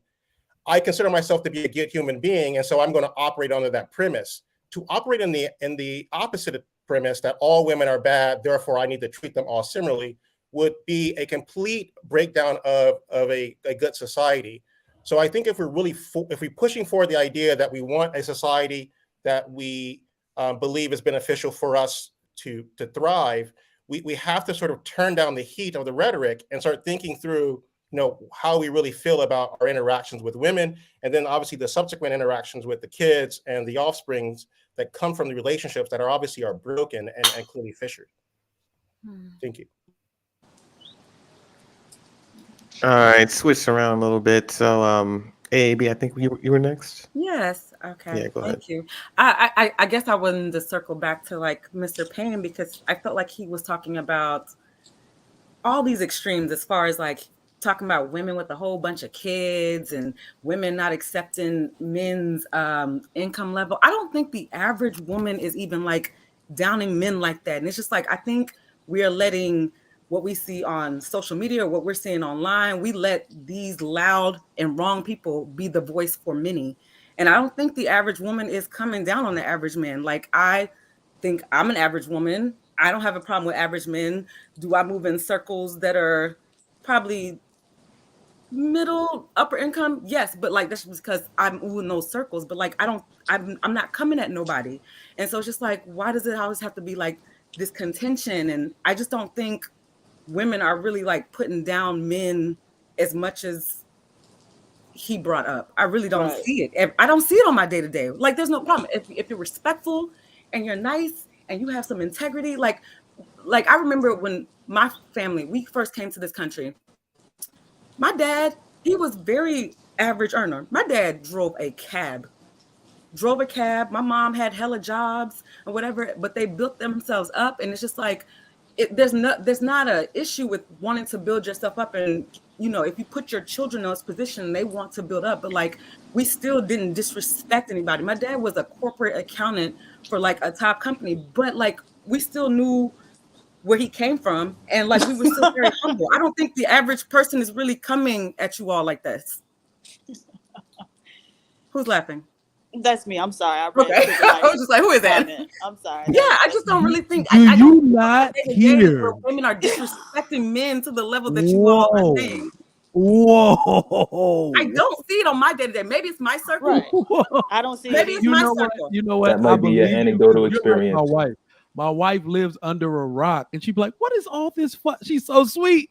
What is all this fuss on these panels? I just don't see it. Because she don't pay attention to none of these social media. Or did I live in a good protected environment and everyone else? No. Just your anecdotal experience. Not that. But what I'm really saying is that the reason why I have to disagree is because if you take like we tend to, if you take a common sense approach to anything dealing with the intersexual dynamics of black men and black women, you will hit a roadblock immediately. And it's going to make you look back and say, what the hell happened? And that's how we got here. Because yes, I've thrown out things and say, well, we should just all get married. Everybody knows I'm like, well, we should get married and take care of our children. And then I'll hear all the backlash like, wait. We don't do marriage no more. And then you got to go back and look at the wreckage that you forgot to acknowledge along the way. It is wrecked. Right? You got Trey up here, be like, marriage ain't necessary. You know what I'm saying? We have wreckage. You see what I'm saying? So we got to deal with that first, and that's how we got. Trigger Mike, you hear these women how they talk? Okay, can I? That's what you want to get married to? I can't even fight you right now. Okay, you're winning more points right now than I am on the marriage front. So you're right. Go ahead, PhD. For you next. My bad.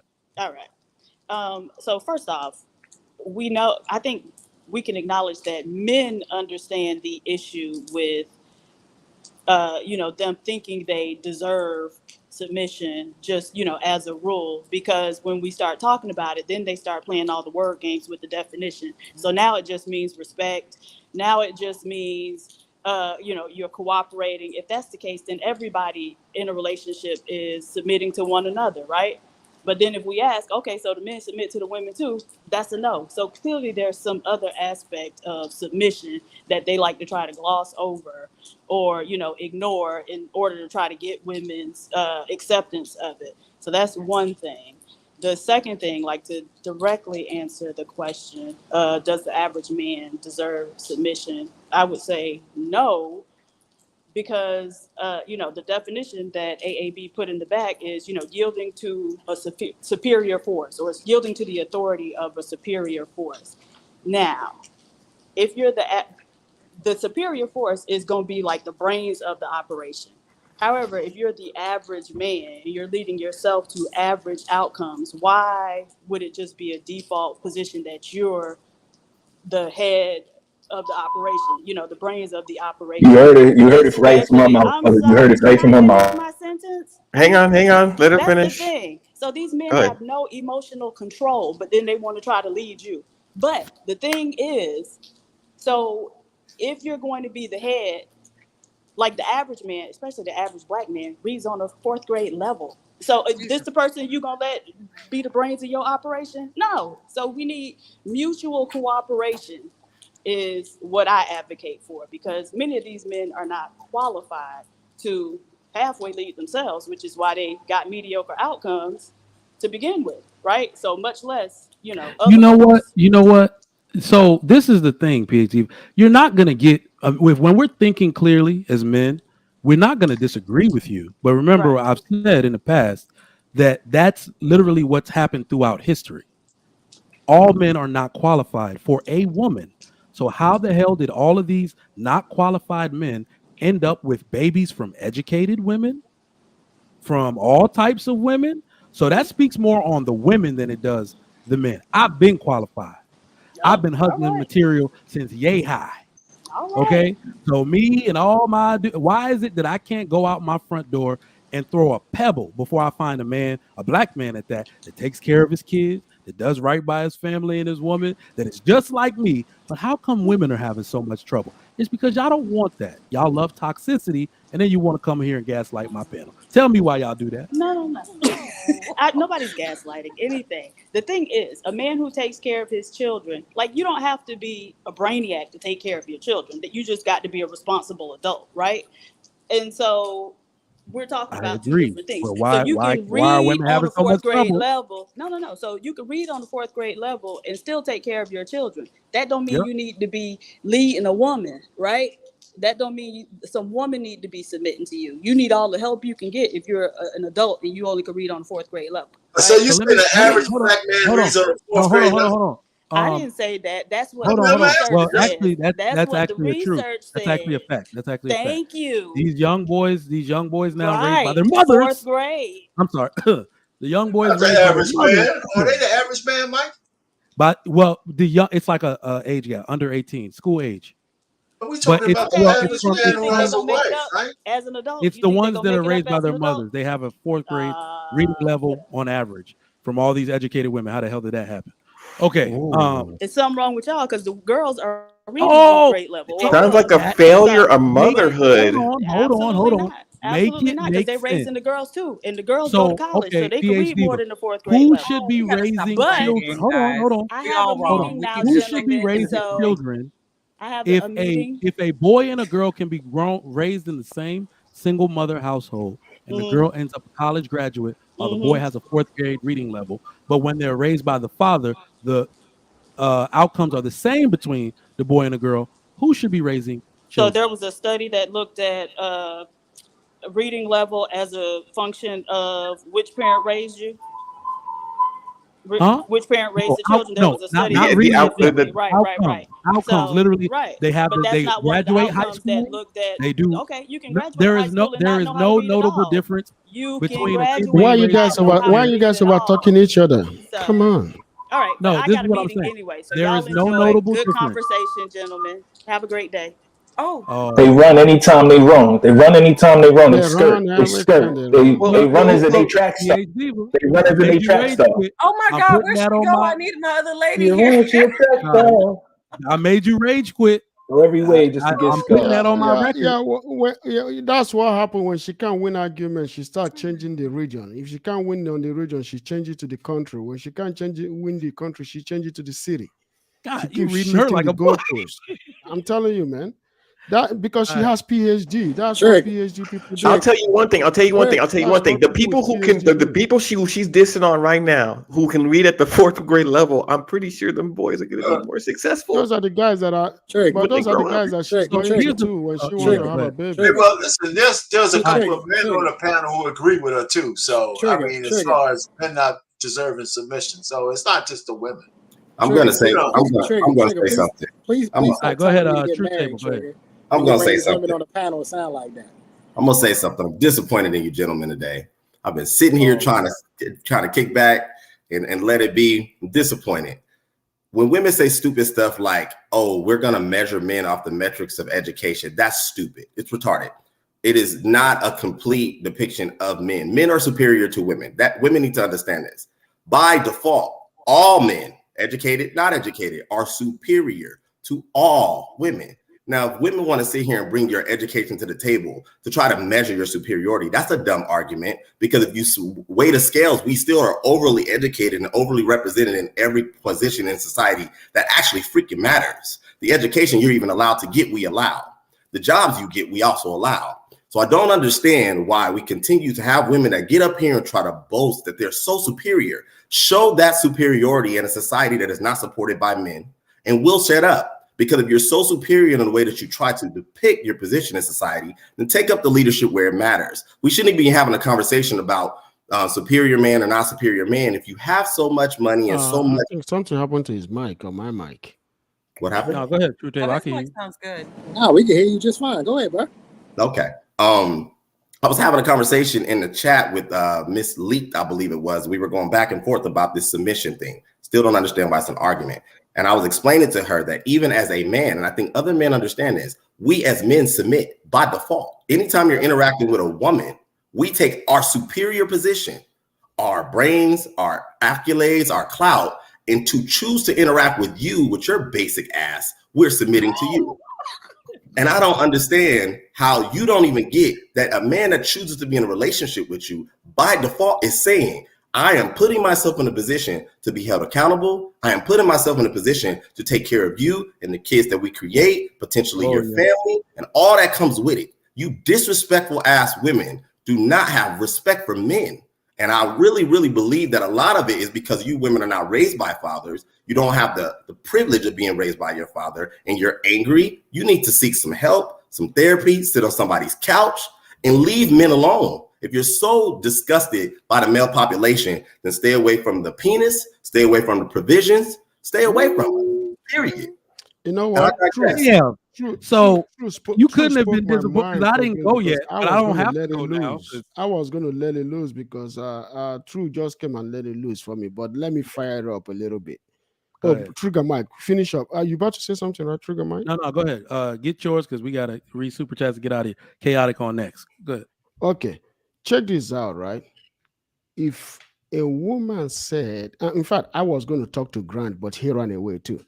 Because I have never seen a man spoke so much for women like Grant did. Absolutely. To me, right there, that is the lowest of. I'm sorry, he's back, but I got to say this: that's the lowest any man can go to defend a woman, or to defend women's attitude. You see what I'm saying? You shouldn't do that by being confused about submission, saying that a man should be submissive to his woman. That's the most arrogant thing. No, the most stupidest thing any man can say. By bringing submission to a man, to submit to a woman, come on, man. You don't make me say what I don't want to say. But this is what I got to say real quick. A woman has to be submissive to a man. There is no question about that. If a woman can be submissive to you, you end that relationship and you go. Period. There is no question. Submission is not something you question somebody about because you got men are the one, feminist men are the one that confuse women the most. Submission is not you putting your head on top of a woman and pressing her head down into the wall. That is not submission. A man has to respect his woman, provide for his woman to the best of his capability.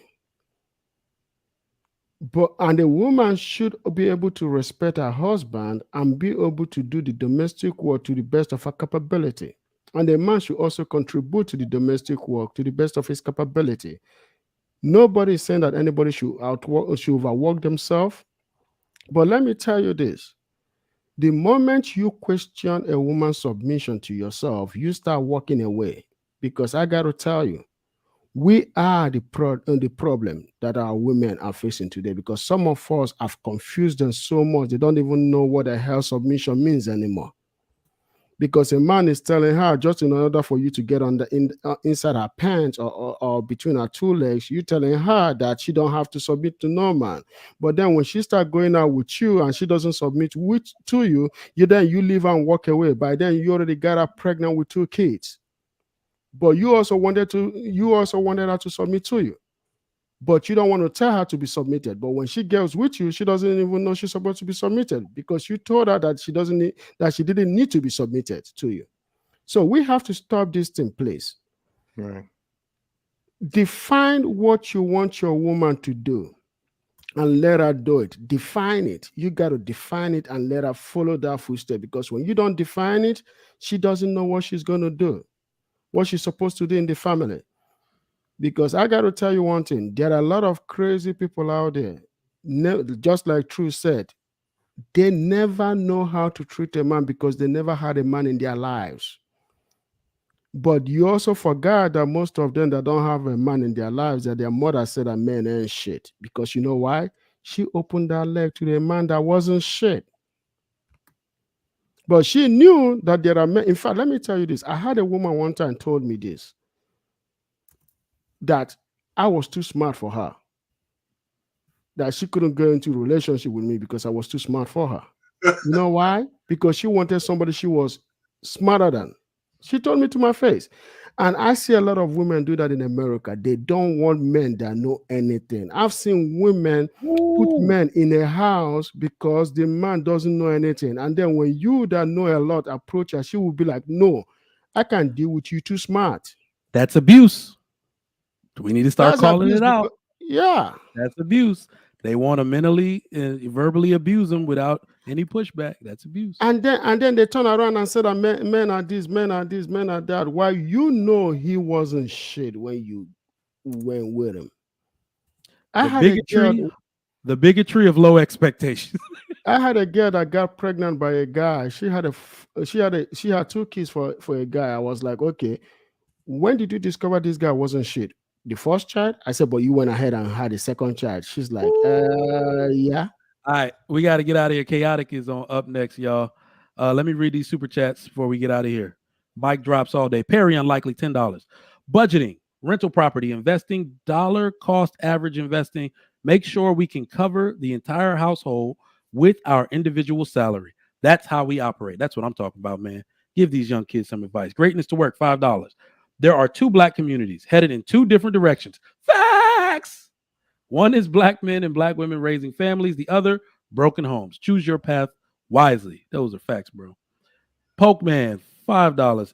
If it is a man submitting to the Almighty, a woman's submission is a base requirement. Indeed, agreed. Tia Marie, $5. Give women all the L's, which I will. The community, education, prison, etc. All of it. May I ask now what? Can't go backwards and keep talking. How do we move forward? It interests me how we always want to move forward to the solution when women are the topic of discussion. And I will give you an answer to your question because you are a loyal patron to the show. We move forward once women start acknowledging their failure. That is the only way we can move forward. Without acknowledgement of failure, you're doomed to repeat the same mistakes of the past. Start acknowledging, start apologizing, and we will absolutely move forward. I will lead the charge myself, but let that start happening. If I hear I'm wrong from PH Diva and every other terrorist that frequents my show, if they come up here and be like, I'm wrong, I apologize. I have just been contributing to the problem, and I need help. I want to be married to a black man. I don't know what I'm doing. When I start hearing shit like that, we will move forward. It's the apocalypse, sir. Jesus will know Jesus himself is outside bringing a flood to the goddamn you to will my see area. Jesus in a square box talking about what? For real. He will come back. He will come back like, wait a minute. I'm sorry. No. If we hear that, he is back. Jesus, what are you doing here? I came to see a miracle. The same time you hear it, the heat is going to be coming on the side of your head from the earth exploding. All right, y'all. We got to get out of here. I appreciate everybody for coming through today. Chaotic is up next. All right. So, yeah, Chaotic's got a topic today. Let's get the topic for Chaotic's show. Let's see what we got back here. Are NBA players racist? Something about Howard Stern and NBA players being racist. Chaotic show is up next. Make sure y'all go and click into that. That's about to be coming on. We appreciate y'all for the fire conversation. Everybody that comes up to my panel, you know we love you. Thank you for your contribution. Always feel free to come up on the show and have this dialogue with us. We appreciate it. Get those likes up. Drop a like. It's free. Drop a like on your way out or a super thanks if you like this content. Lapeef Network is on its way to 100,000. Make sure you share this content out and tell your friends to subscribe to the channel and consider joining it if you already have. I appreciate y'all every day. Thank y'all. Trigger Mike is out. See y'all next time. Tomorrow, probably. Yep. I'm out.